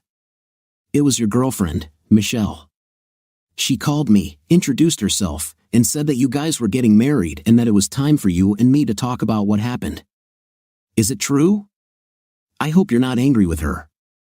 She also said that I would have a younger sister." This was no longer the same snotty, dismissive child I had spoken to last time. I was intrigued enough by this change to continue the conversation. Inviting her to get comfortable on the sofa, I offered her something to drink and poured each of us a glass of iced tea. "Okay, girl. What do you want to say?" "Dad, I'm very sorry that everything turned out this way, especially what I said last. I thought that Mom deserved what happened, and that you were just being selfish for hurting her like that." "So, what made you change your mind?" "A few things. The first was when Dean broke up with me." "Dean broke up with you? You seem to have a good time together. When did it happen?" "It was a few weeks after you left. I still thought, well, your being in Mr. Harrington was fired. Someone found out why, and soon the whole school knew about it. This alerted my parenting instincts. I'll have to remember to talk to Dean's parents. I knew them well before Holly and Dean started dating, and I knew they wouldn't appreciate it. And you." She looked at me like the sweet girl I knew before all this started. "No, Daddy. I don't know if it was visible, but the relief I felt inside was palpable." "What else happened?" "Well, since I was still defending what Mom did, he asked if that meant I would cheat on him when we were older. I didn't know how to respond, and he assumed that meant I would and left me." "Would you change it? Would I cheat on him?" "I mean, because no matter how hard your mom tries to get out of it, that's just the way it is." "No, Dad, I wouldn't." I noticed the repetition of the word Dad. I thought a lot about that day. Even then, I would probably say that it all depends on the situation. Maybe things wouldn't be the same with you and Mom as they are now, and I wouldn't think that I needed it. I don't know, but now I can say for sure that the answer is no. This is good. Is there anything else? Yes, Daddy. I spend a lot of time with Leslie's parents, just talking to them and stuff. I've lost a lot of friends because of this, but Leslie's family is still close to me.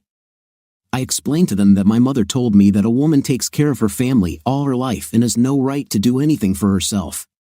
They surprised me by saying that she acted like a bad wife and a bad mother. You will not receive any objections from me. They talked to me about wedding vows and promises and stuff, but they also talked to me about what they had been through when Leslie was little.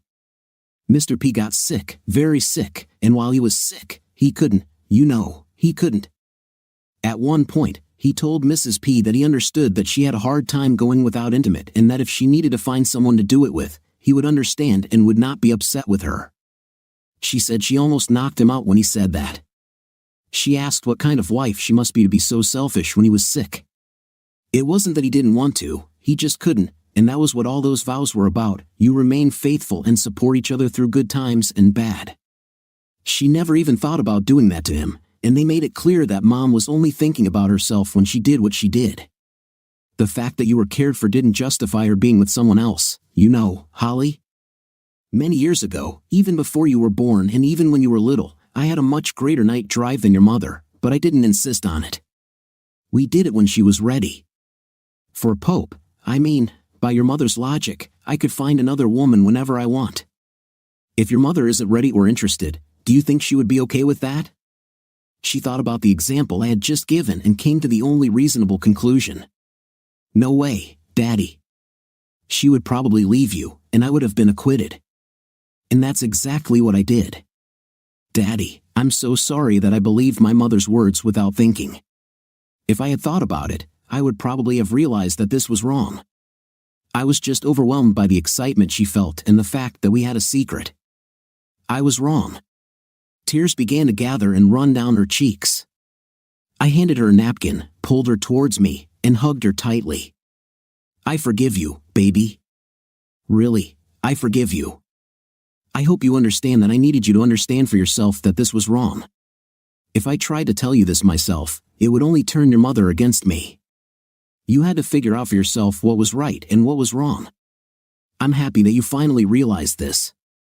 Does this mean I'll bring you back into my life, Dad? Of course, that means, honey.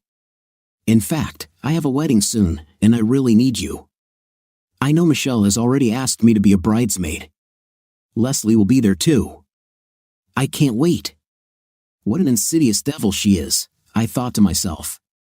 Another reason why I love her, she knew exactly what to do, and she certainly wasn't going to stop me from doing the right thing. But when I looked at Holly, I realized she had something else on her mind. What's the matter, honey? You want to say something else? It's difficult, Dad. I don't want to be selfish, but just say it, Holly. We will solve everything, Dad. Can I live with you and Michelle? My first thought was that she was tired of having so little money because I only gave Becky enough so they could buy groceries. So I went this route, you know. After the divorce, Mom will have more money.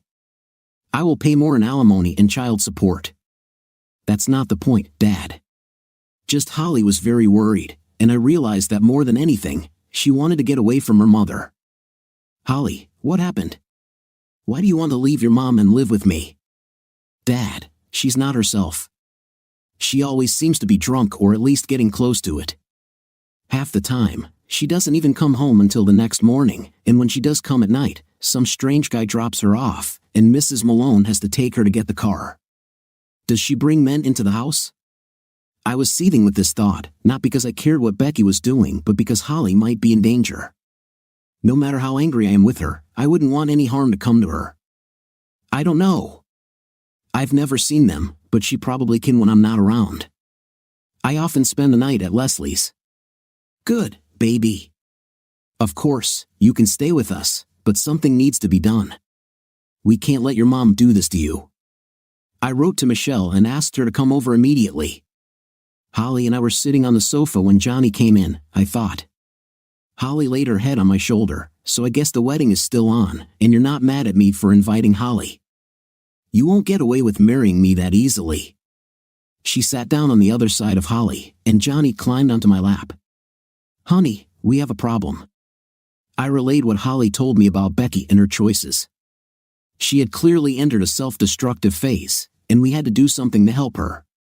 No matter who else she was Holly's mother and gave me many wonderful memories. Michelle, as always, was completely supportive. Do what you have to do, baby. It is important. Do you want me to go with you? For some reason, it seems to me that this will only worsen the situation. I want to leave Holly here too. I think this is something I need to take care of. I drove up to my old house for the first time since that day. The grass was a little withered, but otherwise, everything was fine. Becky's car was parked in the driveway as usual, there were no other cars. I hope this was a good sign. I rang the bell, the house may have remained the same, but the woman who answered the door was not the same as the one I left. Her hair stood on end and looked dirty, she had lost weight and was wearing an old robe. Henry, oh my God, honey, you're back. Please tell me you're taking me back, please. I'll do anything. No, Becky, but I want to help you. Holly told me what's going on here. You can't continue like this. She looked at me, trying to process what she had just said, and then it was as if a switch had been flipped. Have you talked to Holly? Have you forgiven her and allowed her back into your life? And what about me? Where's my forgiveness? I forgive you, Becky. Then why don't you want to take me back? I love you, Henry. I need you. Please, Henry, please. Becky, I'm not here to bring you back, but I'm here to help you. I took Becky to the emergency room, and her blood alcohol level was very high. They consulted a psychiatrist and urgently hospitalized her for 72 hours as a potential danger to herself. While she languished there, Michelle and I researched rehab centers that could help her and visited several before settling on one. Treatment was supposed to be voluntary, and I hoped that we could convince her to go there. This was 7 years ago. As I prepared to walk Holly down the aisle to marry her boyfriend of 4 years, I reflected on those events. It was a difficult journey, but mostly we made it through. Michelle and I are still happily married. Johnny, who recently turned 15, idolizes her older sister. She looks beautiful in her purple satin dress today as Holly's maid of honor. She's not allowed to date yet, but there are a few boys she talks about, and she's had a boyfriend or two, but that's only during school hours. Amelia is 5 years old, and she idolizes Johnny almost the same as Johnny idolizes Holly. She will start school soon and is already reading some basic words thanks to her big sister's bedtime stories. Tamara is 3 years old, and she doesn't sit still for a minute until she falls asleep. Literally 1 minute she is running at full speed, and the next she is already lying on the sofa. Every evening I carry her to her crib. Every evening I found my beautiful wife already seated, sharing the mother of the bride's seat with Becky. Becky's husband, Martin, is sitting right behind them. Her first rehabilitation did not go well, but after she contracted several illnesses and lost consciousness several times, she sought help herself, and this time everything worked out. Michelle is 8 months pregnant, but every day she manages to look more and more beautiful. If you're wondering, yes, it's another girl. We're still debating names, but there's a good chance Aunt Lori will get her namesake. Of course, sometimes I miss Becky, whom I married, and the plans we had. I always thought we would be married for 50 years and watch generations of family members pass through our home, but it wasn't meant to be. But we're all friends and even spend a day with Becky and Martin once every month or two. It's not what I expected, but it's a good life. Listen to part 2 and post in the comments which one you liked best. Unfortunately, being married for many years is not a guarantee against infidelity. Life can be completely unpredictable. However, it is important to remember that the sun always appears after a storm. Greetings, my dear viewer. The hero of this story has been married for 20 years, a period long enough to truly know his wife, or so one would think. But things didn't turn out that way at all. Let's listen to the story and uncover all the details. While you're watching this video, don't forget to leave a powerful like and subscribe to the channel. Let's dive in. I regret not heeding my lawyer's advice and refraining from watching that DVD. It turned out to be completely useless and only caused me more pain. The negative impact it had on me was devastating. I should have left it in the safe and resisted the temptation. If I had, my emotions would have remained unchanged. The sense of betrayal would still be there, but at least my spirit would have been preserved. And yet, I couldn't resist the urge to watch it, treating it like an itch that had to be scratched. A year earlier, I had already begun to notice subtle changes in my wife's behavior, particularly her improved sense of fashion. I found myself spending unexpected amounts of money on her clothes. The most noticeable change, however, was her newfound happiness. My wife had always been self-centered, and happiness had never been her priority. This shift only made her more distant from me and the children. Our house became just a place for her to relax, and our family became the target of her verbal attacks. She stopped pretending to care. She wouldn't call if she was late, and she no longer cooked for the children. When I found a printed Amazon gift card for my birthday left on the dining room table at 11 p.m., I realized it was time to speak out. When the children asked about her absence from our gala dinner at Bua Depot, she hurried to put them to bed, her face flushed with guilt. "You couldn't wait for me, could you? Or at least wait until the weekend to celebrate together." "Now I'm upset," she pouted. "It's just wonderful. I've become the perfect hero again," I replied, sitting in disbelief in an armchair with a glass of whiskey. "Are you serious?" she asked, realizing that our conversation was escalating into a quarrel. "We left at 7 o'clock and waited for you for an hour and a half. Did you even bother to check your messages? Your daughter called you 3 times. I replied angrily. "You know what? Just go to hell." My wife shot back. "Why bother coming home at all? Next time, to stay where you were," I retorted, my anger boiling over.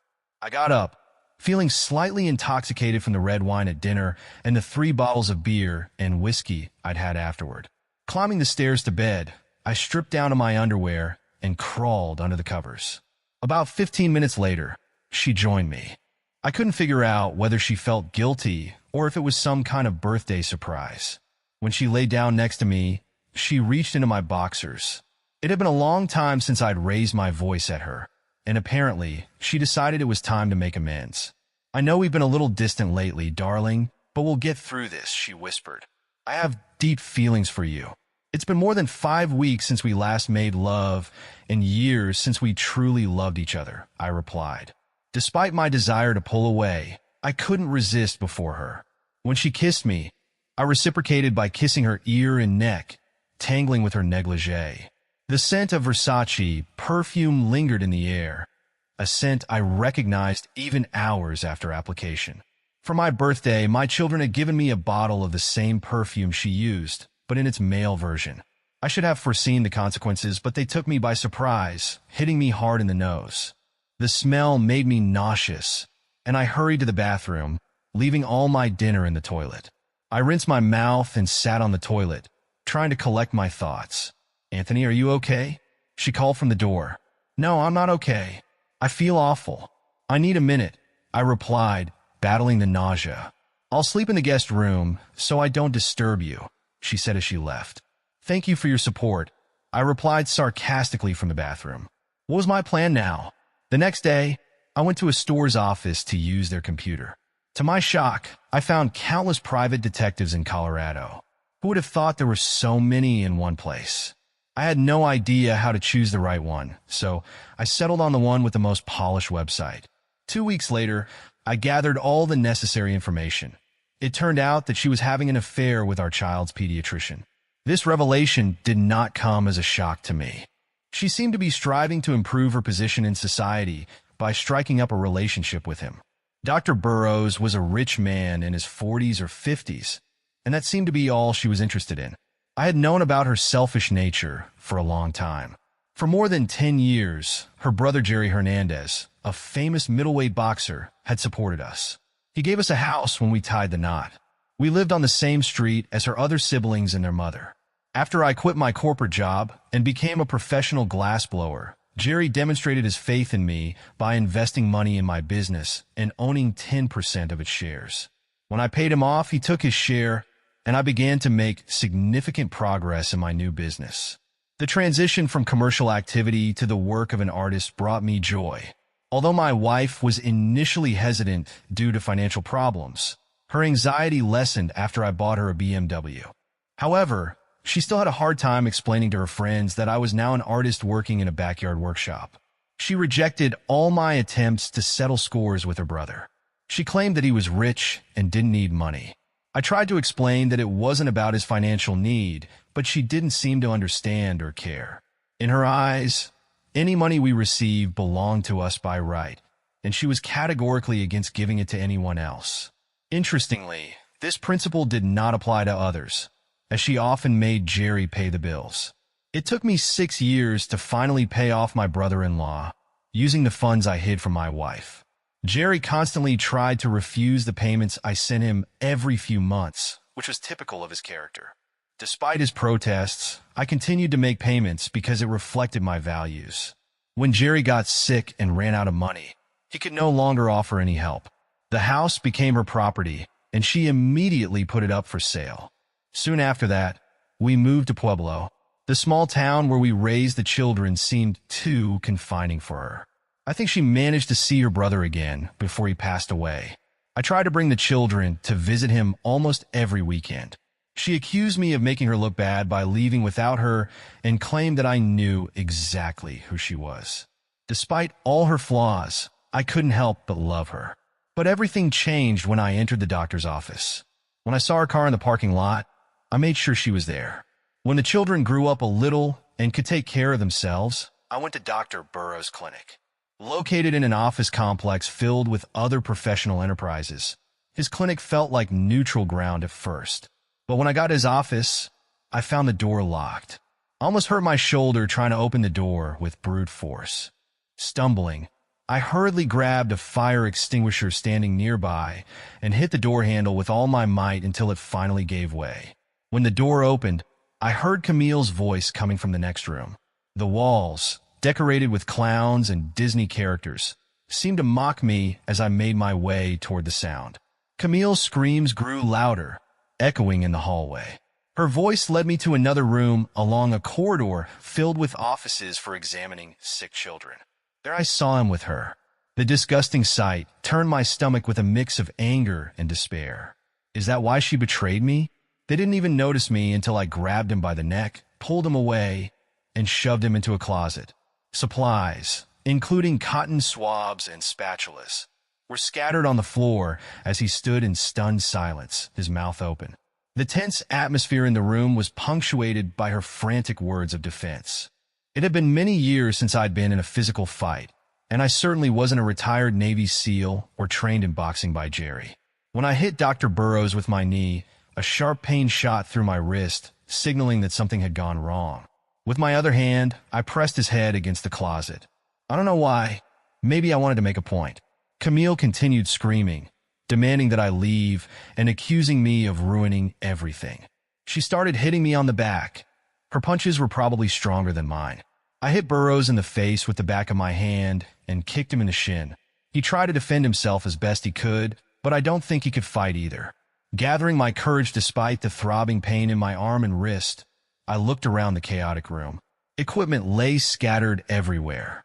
Ignoring the doctor, I told my wife to stay away. After leaving, I quickly drove to the hospital, asking my aunt to look after the children in my absence. Despite the pain, no bones were broken in my arm or wrist. I was bandaged to relieve the pain. I was given a prescription for painkillers and anti-inflammatory pills, and then sent home. When I reached the end of the block, I saw them, 2 police cars parked in front of our house. I slowed down and eventually stopped, watching what was happening in front of me. A thought flashed through my head. Turn around, go to a hotel for the night, find a lawyer, and turn myself in. But I was exhausted, worn out by the ongoing battle. All I wanted was for it to be over. My wife's infidelity had hung over our lives like a dark cloud for far too long. I felt mentally and spiritually drained. As I drove up to the house, Camille immediately started shouting and pointing at me. She tried to hide behind the door, pretending to be scared. I noticed a bruise under her left eye, and my stomach churned. It seemed to me that this woman had set me up. Turning off the car, I stretched my arms out in front of me and walked onto the roadway. The police remained calm. One of them had his hand on his holster, while the other approached me cautiously. "Are you Mr. Anthony Coe?" he asked. "Yes," I replied. I broke into Dr. Burroughs' office and hit him, but I never raised my hand against my wife. Am I going to be arrested? When they handcuffed me and led me away from the house, I caught a glimpse through the window of my aunt taking my eldest son away. My wife watched with a grin as the officer made sure I was safely seated in the back of the car. The only person I could call was my cousin Mateo, who had always been more of a brother to me. He quickly found the best lawyer in town and secured my bail.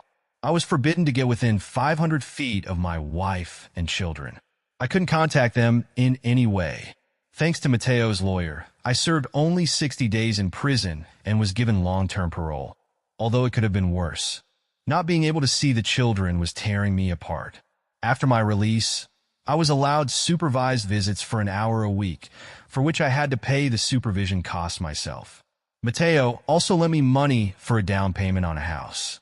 The building where my former workshop stood remained intact, and I began to move my tools and equipment from the house where the woman and my children still lived, accompanied by a sheriff. Returning to this familiar space was like seeking refuge, like a wounded beast retreating to its lair. Here, in this place of solace, I rediscovered the joy of work. Matteo soon became my most valuable client. Although his profession remained a mystery to me, I vaguely understood that he dealt with people who had goods to offer. It seemed like we were doing similar things, connecting people, but with different tools. Matteo had a knack for bringing buyers and sellers together and taking a share of the profits. I wasn't sure about the ethics of his methods, but he always found the perfect clients for my work.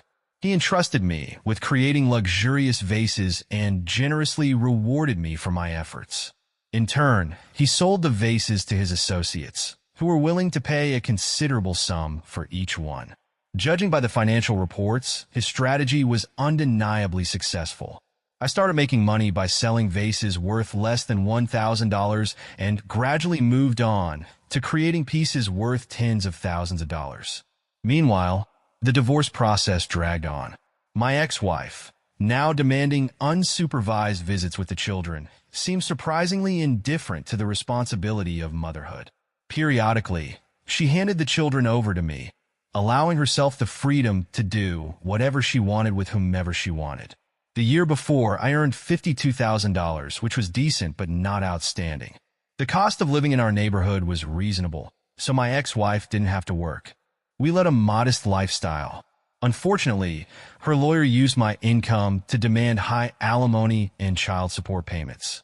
I asked Matteo to withhold part of my salary. With his amendments, I expected to earn more than $125,000 the following year. I decided to discuss with her the percentage she was getting from $552,000, although I didn't want to push too hard.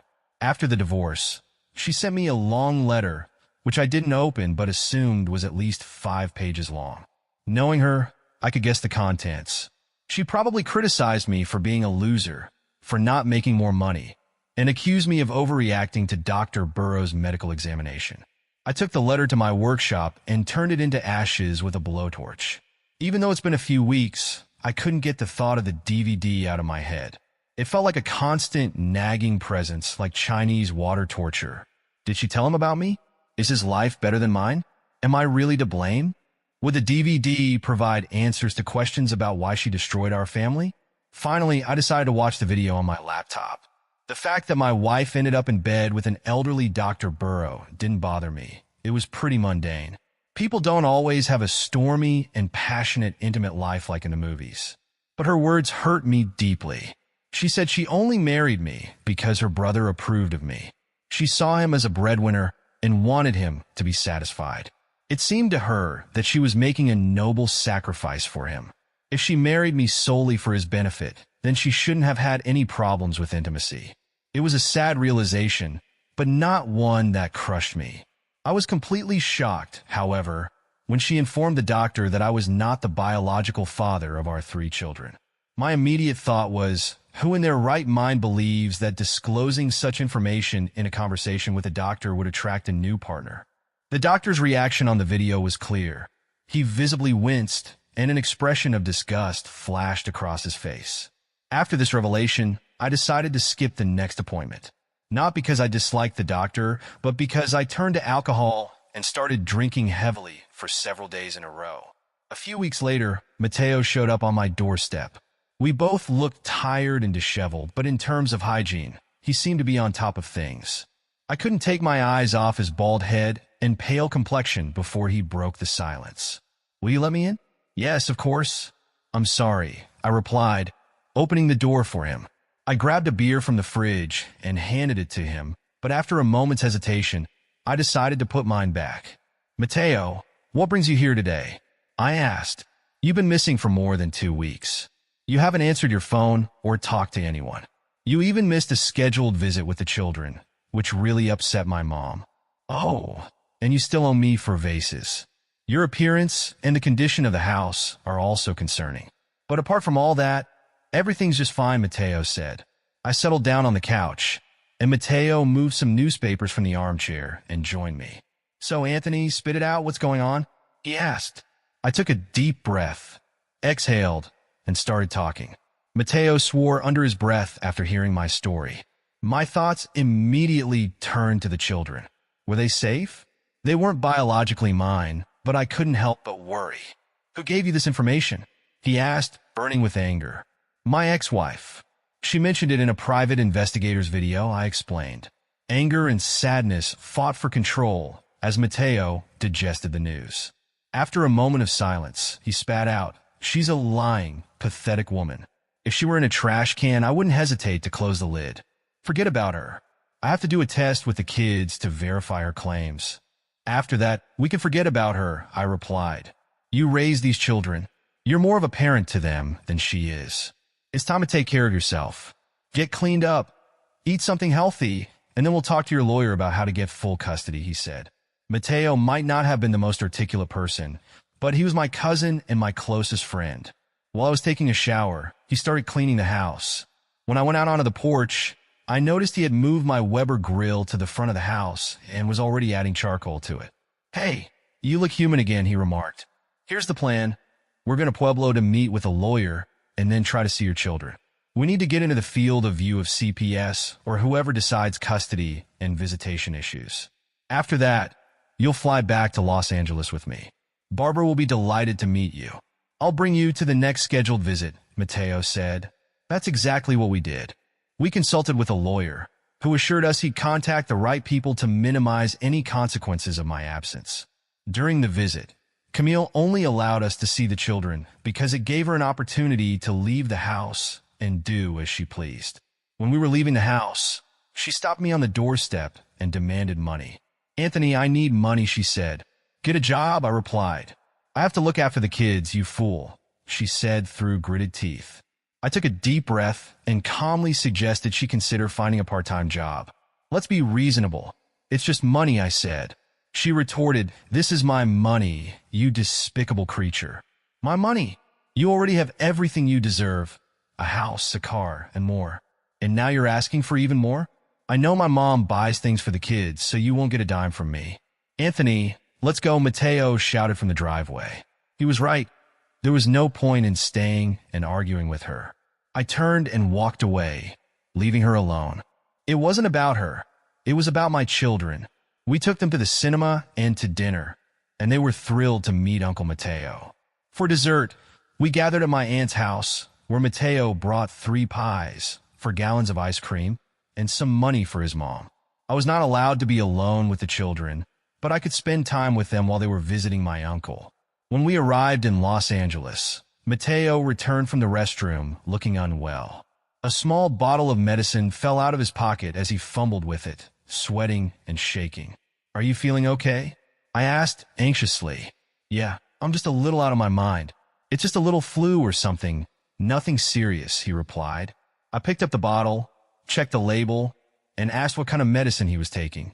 "Oh, it's nothing. I just need to take it a couple of times a day, and I'll be back to normal in 72 hours. Seriously, it's okay.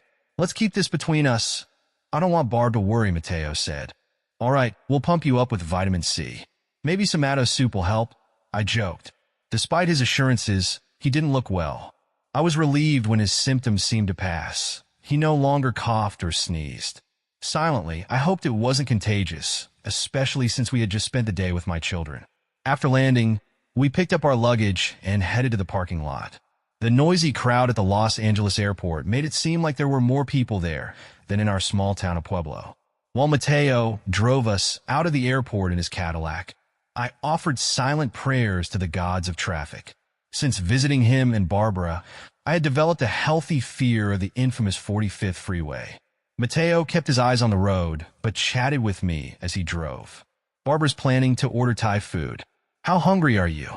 Mateo asked. "If you're asking if I can eat Thai after going all out, the answer is definitely yes," I replied. "Huh, you're definitely my cousin." "Okay, buddy, let's go," Mateo said with a laugh. When we arrived at his house, I paused for a moment to admire the scenery before unbuckling my seatbelt. I really liked his home. It had a warm and welcoming atmosphere, located on a spacious plot of land. They had no children, so their house didn't need much space. Everything was decorated in soft pastel colors that complemented the stucco. Fortunately, they had 2 avocado trees, one in the front yard and one in the back. During my early visits, I flinched every time an avocado fell from a tree and hit the metal roof of their covered porch. It was picturesque to step into the backyard and pick a lemon from one tree and an avocado from another. 20 minutes later, we were lounging by the pool, enjoying the freshest guacamole in the world. When we arrived, we were greeted by Barbara, a tall, slender woman radiating warmth and hospitality. Despite being a native Californian, she had the charm and grace of a young beauty. Barbara was the epitome of kindness and comfort. After exchanging greetings with Mateo, she hugged me, whispering softly in my ear, "I'm so sorry, Anthony. You don't deserve anything like this." She stepped back, reached out, and gently pushed my blonde hair away from my face, looking into my eyes. "Mateo missed you. I missed you too. We're so glad you're here. Remember, this is your home, and you're always welcome," Barbara said, lowering her arms. She started to walk away but stopped and turned back, frowning. "You stayed at that rundown inn, didn't you?" she exclaimed, addressing Mateo. Mateo chuckled in response. He complained about it the whole flight, but in the end, I gave up, I said with a smile. Barbara joined in the laughter as we settled down, enjoying sweet potatoes and chicken sauté.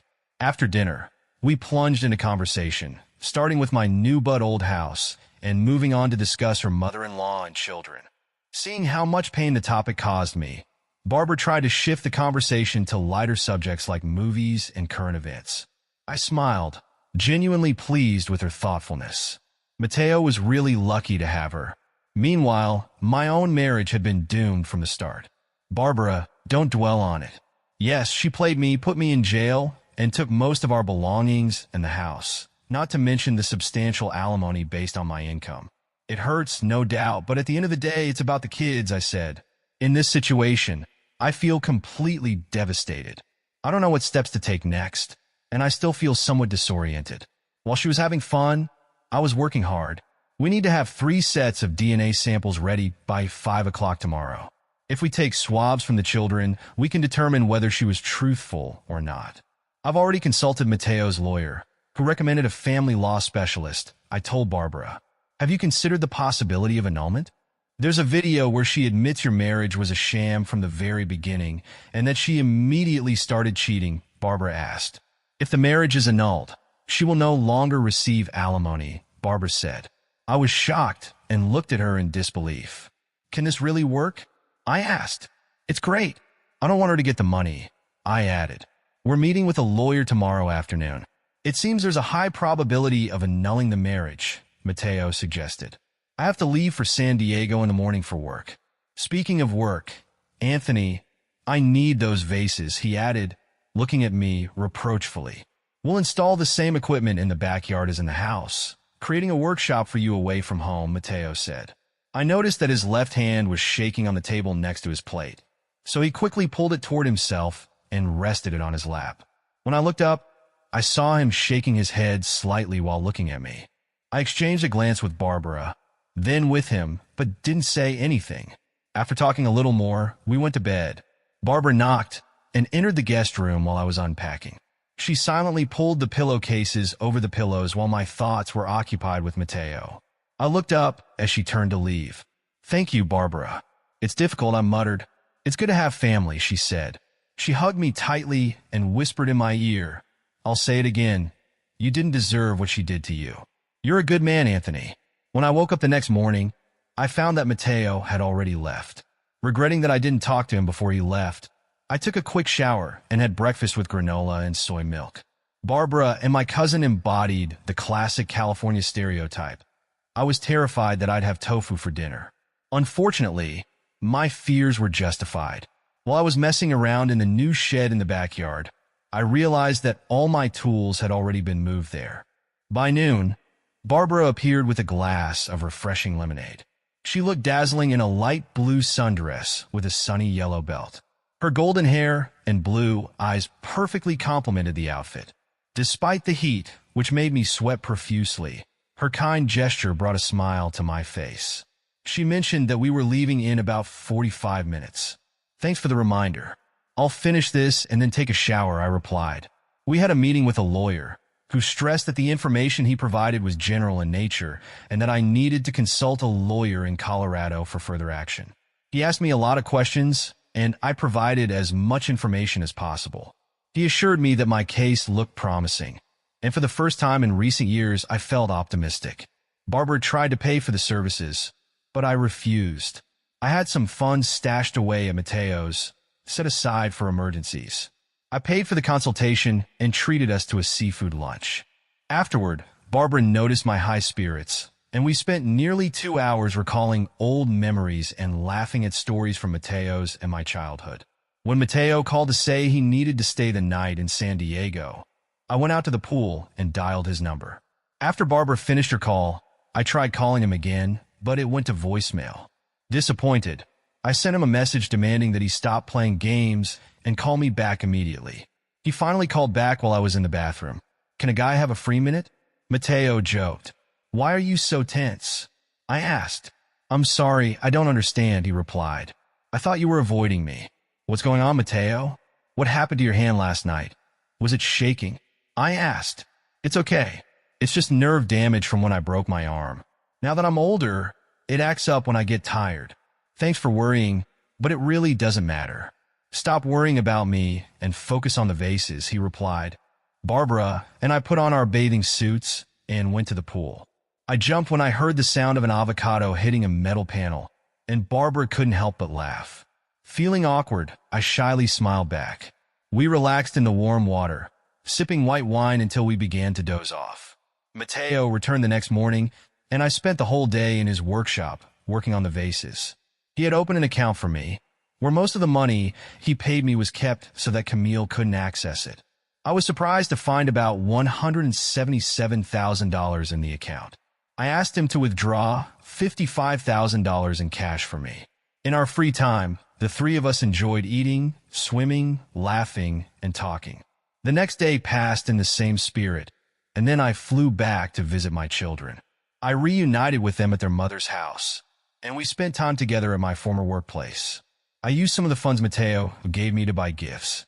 While my children were not materialistic and would have been happy to see me without gifts as children, they were delighted. The latest iPhone models were a huge hit, and my eldest exclaimed, "Wow." The social worker informed me that this week would be the last supervised visit, and that my visitation time would be increased to 4 hours every Saturday. In 60 days, this arrangement will be reviewed and possibly extended. Despite her professional behavior, the social worker was good-natured. I made sure to bring lunch for the kids and a sandwich or snack for her during our visits. At first, she resisted, but over time, our relationship became quite good. The social worker carefully observed as I talked to the children about my activities. Without asking questions, she allowed me to take DNA samples from them. After completing the task, she expressed concern and stopped me before I could leave the workshop. "Is there cause for concern?" she asked. "I don't think so. What kind of anxiety are we talking about?" The children had a lot of fun, and so did I. "Did you notice something I might have missed?" I asked, trying to sound calm. "Mr. Coe, do we really need to do DNA tests?" "Testing all 3 children seems excessive," the juvenile affairs specialist said. "Children can be curious, and if one takes a test, the others will want to as well. I see them regularly, and I don't want jealousy to arise," I replied. "I see," she said, though she sounded incredulous. "Here's my business card. Feel free to contact us if you think we need to discuss anything further," she added. "Thank you. I hope you have a great week," I said. As I was about to get into my car, Camille came rushing down the steps of the house. "Anthony, please don't leave," she begged, holding the car door open. "I really need the money. The children need new clothes, and we're having problems with the boiler." I reassured her, "The boiler is still under warranty. I'll call the company to get it fixed." Then she suggested, "I'll look after the kids for 4 hours next week and take them shopping. Could you help me?" "Camille, look, I'm not your husband or your friend anymore. If you need money, go earn it yourself. If you're looking for someone to give you something, look elsewhere. I have to leave, so keep your hands off my car," I replied curtly. "But what about your children, you selfish egoist?" Camille said angrily. I was furious and glared at her. "My children? Did you just mention my children?" I snapped. I saw fear in her eyes.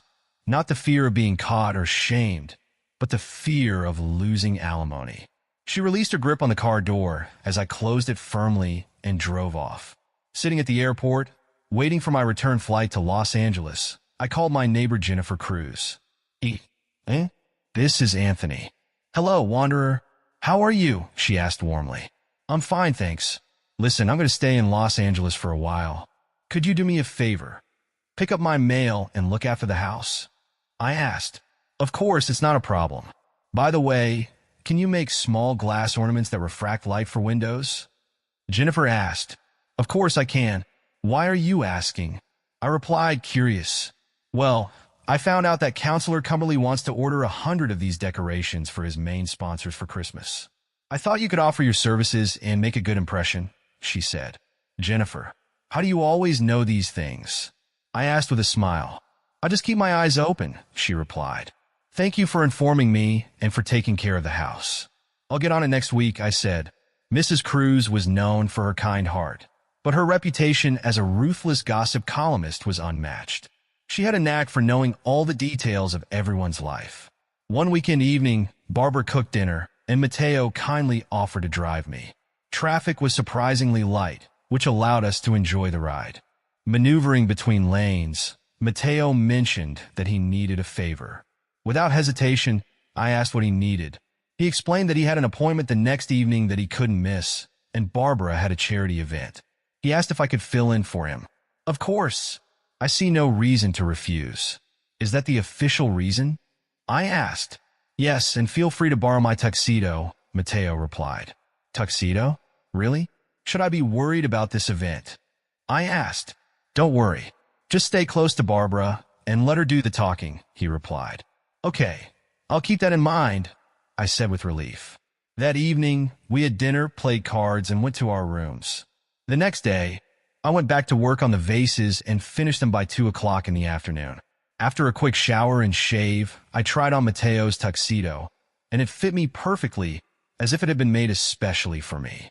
As I was leaving the room, Mateo let out a wolf whistle. Barbara playfully slapped his shoulder. You look great, Anthony. Ready to go? She asked. Barbara looked absolutely stunning in a form-fitting red dress that accentuated her slender curves. I had seen her in a swimsuit many times before, but something about this outfit made her even more captivating. I was speechless for a moment, and Mateo chuckled. None of the bachelors will dare approach her. Feel free to bring a baton with you. Oops, that won't do. Barbara, you're stunning, Mateo said with a laugh. Blushing, Barbara kissed her husband, and we set off. The car ride lasted 45 minutes. I stole glances at Barbara, feeling a pang of guilt. It had been far too long since I had been in the company of a woman, and I realized I needed to address that gap in my life soon. It was definitely a high-class evening, and I was grateful that I hadn't worn one of my regular suits that night. When Barbara and I entered the hall, I couldn't help but notice the way others were looking at us. A tumult of emotions, jealousy, pride, and shame bubbled up inside me. Each emotion fought for dominance, leaving me with a lingering sense of contradiction. We introduced ourselves to the neighbors seated at our table and ordered dinner, trying to avoid the dreaded rubber chicken that often plagued such events. Afterward, we headed to the dance floor. I felt an urgent need to create some emotional distance between us so she wouldn't sense the intensity of my feelings. Yet again, I felt stupid for overthinking. At an unspoken charity auction in support of rescuing pit bulls, we placed a few bids. Then Barbara gently pulled my hand. Anthony, please talk to me, she said, leading me to a secluded table at the far end of the room. She sat me down and took a moment to gather her thoughts. You're Mateo's closest friend, she began. He values you as family. Tell me, do you believe Matto is okay? I struggled to find the right words, feeling like I might betray an unspoken trust. Sensing my hesitation, Barbara added, I know you're close, and maybe you don't want to reveal things he wouldn't want me to know. But if he's hiding something from me, I need to understand. Recalling a recent incident, she explained that she had found Mateo sleeping by the pool. His sunburn was so severe that he had needed medical attention, and he slept for 18 hours that day. When the couriers arrived with the equipment, he started talking to them, but his words were incoherent, Barbara said, her voice trembling. He said it was just fatigue, but I feel like it's something much more serious. Tears welled up in her eyes. Fear gripped me as I searched for the right response. I leaned back in my chair, stunned. "Barb, why would he hide this from us?" I asked, shaking my head. I shared my own concerns. During our first flight together, he looked sweaty and pale. His hands trembled, and when a bottle of medicine fell from his pocket, he brushed it off as just the flu. But I wasn't convinced. I also described a recent dinner where Matteo had hidden his trembling hand under the table, claiming it was nerve damage from an old arm injury. The label on the medicine bottle was unclear, and I hadn't known how to approach the situation. Barbara wiped her tears and suggested that she talk to him directly. Then she turned to me for advice. "Do you mind if we skip dinner tonight? Maybe we could just grab something quick, like In-N-Out on the way home," I suggested. I said it as a joke, but the word home carried an odd weight. It wasn't my house. It was theirs. My home was in Colorado. Barbara stood up, hugged me, and we left the hall. When we entered the house with In-N-Out bags, we found Matteo still asleep on the couch where we had left him. Barbara approached him, gently intertwining her fingers with his. "Honey, Matto," she whispered, looking into his eyes. He blinked slowly, and a warm smile spread across his face as he looked at the two of us. "You're back already? Did you bring me hamburgers and fries?" he asked. His words sent a pang of longing through my stomach, along with a wave of unexplainable anxiety. I struggled to find my voice. "Of course. We were thinking about you," I replied. Then, trying to lighten the mood, I added, "I'm going to change out of your tuxedo. I don't want to waste money on dry cleaning just because of grease and ketchup stains." Barbara looked puzzled. "What do you mean, Anthony? That tuxedo was bought for you just last week," she said. I looked from Barbara to Matteo, trying to suppress the flood of questions swirling in my head. "Okay, I'm going to change," I muttered. He had known for a week that I would need a tuxedo for tonight. This wasn't an event that could have been arranged at the last minute, and yet it felt strange. After changing into fresh clothes, we sat by the pool to eat our meal. "So, Matto, what happened tonight?" I asked. "They called about half an hour after you left and canceled the meeting," he replied casually. "That's awful. I hope you didn't lose the deal," I sympathized. "No, it's fine," Matteo assured me. Barbara gathered some wrappers, put them in a bag, and headed to the kitchen. Over Matteo's shoulder, I noticed her pick up his phone from the counter. After a few scrolls, she looked up at me and shook her head in disappointment. "I can't believe it. They just called and canceled the meeting without any warning. Does this happen often?" I asked. "Sometimes. It happens. My business is unstable," Matteo replied with a weary tone. Life went on as usual for him, but he looked exhausted. Everything else seemed to be going well, though. I finished working on his vases and started designing a new piece to present to the advisor on Friday. That evening, I left by plane. It had been wonderful spending time with the children, though the presence of the social worker, while pleasant, weighed on my emotions. To lift their spirits, I decided to take them go-karting and treat them to lunch before taking them home. As I was about to leave, Camille came out of the house and started walking toward me. Quickly, I turned back to avoid her and left. During the 2-hour drive home, I hummed along to the radio, feeling optimistic about the future. Jennifer's offer could potentially bring new clients, but I still had to wait until Monday to receive the DNA test results. I had also scheduled a meeting with my lawyer, who had helped me with my divorce, to explore the possibility of annulling the marriage. To distract myself, I spent Sunday creating samples for the Women's Council and preparing additional products as a token of gratitude for Jennifer. That evening, Jennifer stopped by with the mail, and we had a casual conversation on the porch. In a soft but firm tone, she addressed 2 children who approached us with a card. "Be kind to them," she told me. The eldest child, a teenager named Ted, and the youngest, a 10-year-old girl named Wendy, appeared to be from different ethnic backgrounds. Ted smiled constantly as he talked about himself and his family's homemade vegetables. "We grow them ourselves, me, my father, and my sister. When he doesn't do much, she's just a little girl," Ted explained with a grin. Jennifer glanced at me, raising her eyebrows in silent defiance. Leaning back in her chair, she asked, "Don't screw this up, Ted. What do you have for us today?" Ted listed cucumbers, tomatoes, basil, and peaches, adding that with a $5 purchase, they were offering free recipes for their products. Jennifer, sensing the sincerity in the young salesman's voice, decided to support them. "Okay, I'll give you $10, she said and turned to me. "Do we want vegetables or peaches?" I also decided to spend $10 on vegetables. Ted carefully selected a variety of fresh produce and expertly packed them into sturdy cardboard boxes. Meanwhile, Wendy eagerly showed me how to log into their new app, which featured recipes, stunning photos, and valuable coupons for nearby grocery stores. After paying, Ted and Wendy left, satisfied. I shared half of my vegetables with Jennifer and made a delicious salad for dinner. The meeting with the lawyer the next morning went smoothly. She confirmed the opinion of the previous attorney. We had a strong case for annulment. Later, the DNA test results arrived as promised and confirmed that I was indeed the father of all 3 of my children. I was stunned by Camille's earlier hints. Had she been with so many men that she doubted my paternity? Despite my initial confusion, I was overjoyed by the news. It felt like the best day I'd had in years. But then Barbara's call changed everything. "Anthony, you have to come home," she said, her voice trembling with tears. My heart sank as she told me that Mateo had been diagnosed with a brain tumor. It was only a 2-hour drive to Pueblo, but the direct flight was in 3 hours. Without hesitation, I booked a ticket. I didn't pack my things or even lock my door as I left. My head was foggy, and I couldn't focus on anything but Mateo. Memories of our childhood flooded my mind. How he had always been there for me when I needed him most. Did his mother know about his condition? I needed to call her to see if she could help look after the children. Perhaps inadvertently, I mentioned to my aunt that her son might be in critical condition. Overwhelmed with guilt, I sought solace in the airplane bathroom, where I burst into tears. Pulling myself together, I wiped my face and returned to my seat, feeling foolish.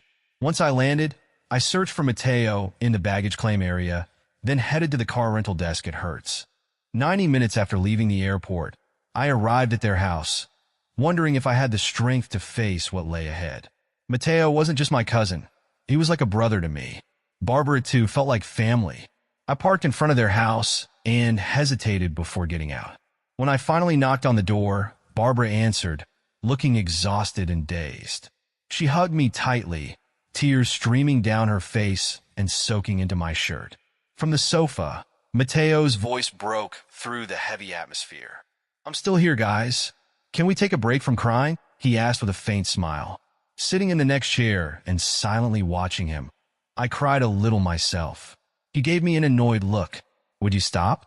You're really getting on my nerves," Mateo grumbled. I stared at him curiously.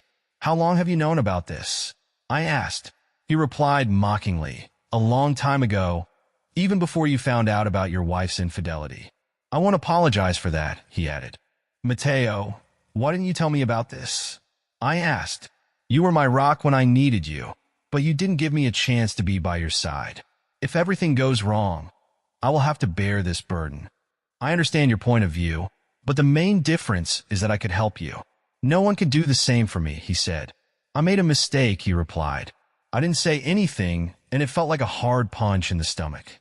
Struggling to restrain my emotions, I reluctantly asked the question I was so afraid to hear the answer to. "How much time do we have left?" "Maybe less than 3 months. 90 days at most," Mateo replied. The realization struck me like a bolt of lightning. I had very little time left with the man I loved so much that I had sacrificed everything for him. Feeling helpless, I asked, "How can I help?" "Maybe I should talk to your mom on your behalf." His smile was tinged with sadness as he gently declined, mentioning that we would fly to her together next week. We agreed that we would talk to her about our situation when we were with the children. "Oh, have you received any news about the children?" Mateo asked. Despite the pain, a smile appeared on my face. "Yes, these children are all mine," I replied happily. My cousin's wide-open eyes filled the room with surprise. "This is incredible. Amazing," she exclaimed. "Of course, we will love them all equally, regardless of the result. But it's just wonderful," she added. I hesitated, feeling selfish for what I was about to ask. "But why not go all the way, Matto? I want to help. What can I do?" "If you could give us some time apart from the fact that you already have a busy schedule with the children, it would be very important to me," he admitted with a note of fear in his voice. It's always been the two of us against the whole world, you know? Mateo said, and it felt like I was a mile away from breaking down. I'm not leaving. Maybe I'll pay Camille some money to take the kids to the airport so they can spend a few weekends with their aunt and uncle, I said. His tumor could not be removed. For the last few months, we have been trying to keep him happy and calm.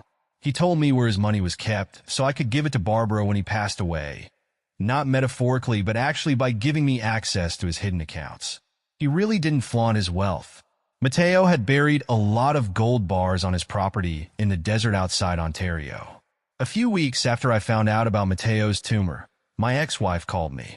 The conversation was strange, as if she was in another world. Anthony, please don't end the conversation. I'm not asking for money, just information. At least she was being honest. Okay, what do you need to know? I asked. I need details about skateboarding. It's hard for me to find a common language with our children, and it seems that Jimmy can only talk about this, Camille said. I was confused, not knowing how to react. Is she trying to manipulate me? Why? Why is this so important to you? Look, I'm making an effort, you know. I know that the children have always preferred you, but I believe that I also have a special place in their hearts. Maybe Dad was always number one, but I consider myself number two, Camille replied with a note of sarcasm. Please, no rude jokes, I said. I was wrong. It seems that they don't know me, don't care about me, and are indifferent to the fact that they need me, Camille said, tears in her eyes. I won't speak ill of you in front of the children, I said. I know it's not easy, but I realize that I haven't fulfilled my potential. I am determined to improve. Can you help me with this? Anthony, are you still with me? Camille asked. I'm sorry for the momentary confusion. Let me think about it and get back to you tomorrow, I replied. Good. Thank you, Anthony, she said gratefully. I'm grateful for the call, Camille. It took me by surprise, but I'm glad you called, I said. I had gathered important information about our children's interests, such as YouTube links, local skateboard and camping shops, and comic book stores. I also included Amazon links to tutorials related to each activity. The next day, I had a nice chat with Aunt Sylvie and quickly emailed her all the details. 2 weeks later, Aunt Sylvie came to stay with us. I insisted that she take the guest room, but she settled on a futon in the workshop in the backyard. I worked half the day, and Barbara continued to run the household and deal with Mateo's parcels. Auntie remembered Mateo's love for chili verde, a delicious dish of green tomatoes with chili, and sent several parcels every week. Parcels were carefully sealed in Tupperware containers and delivered the same day. I couldn't imagine how much it was costing her, but Matto, who ate almost nothing, devoured every last bite. She sent them back in Pueblo. I consulted with a lawyer, and it turned out that I had been married to Camille for almost 2 decades and was the father of her 3 children. An annulment of the marriage was out of the question. If I wasn't the biological father, everything would be different. I had come to terms with this reality. Paying alimony for 3 years was a small price to pay for the children to be considered mine. When we were preparing for a trip to Los Angeles, Camille stopped me at the door.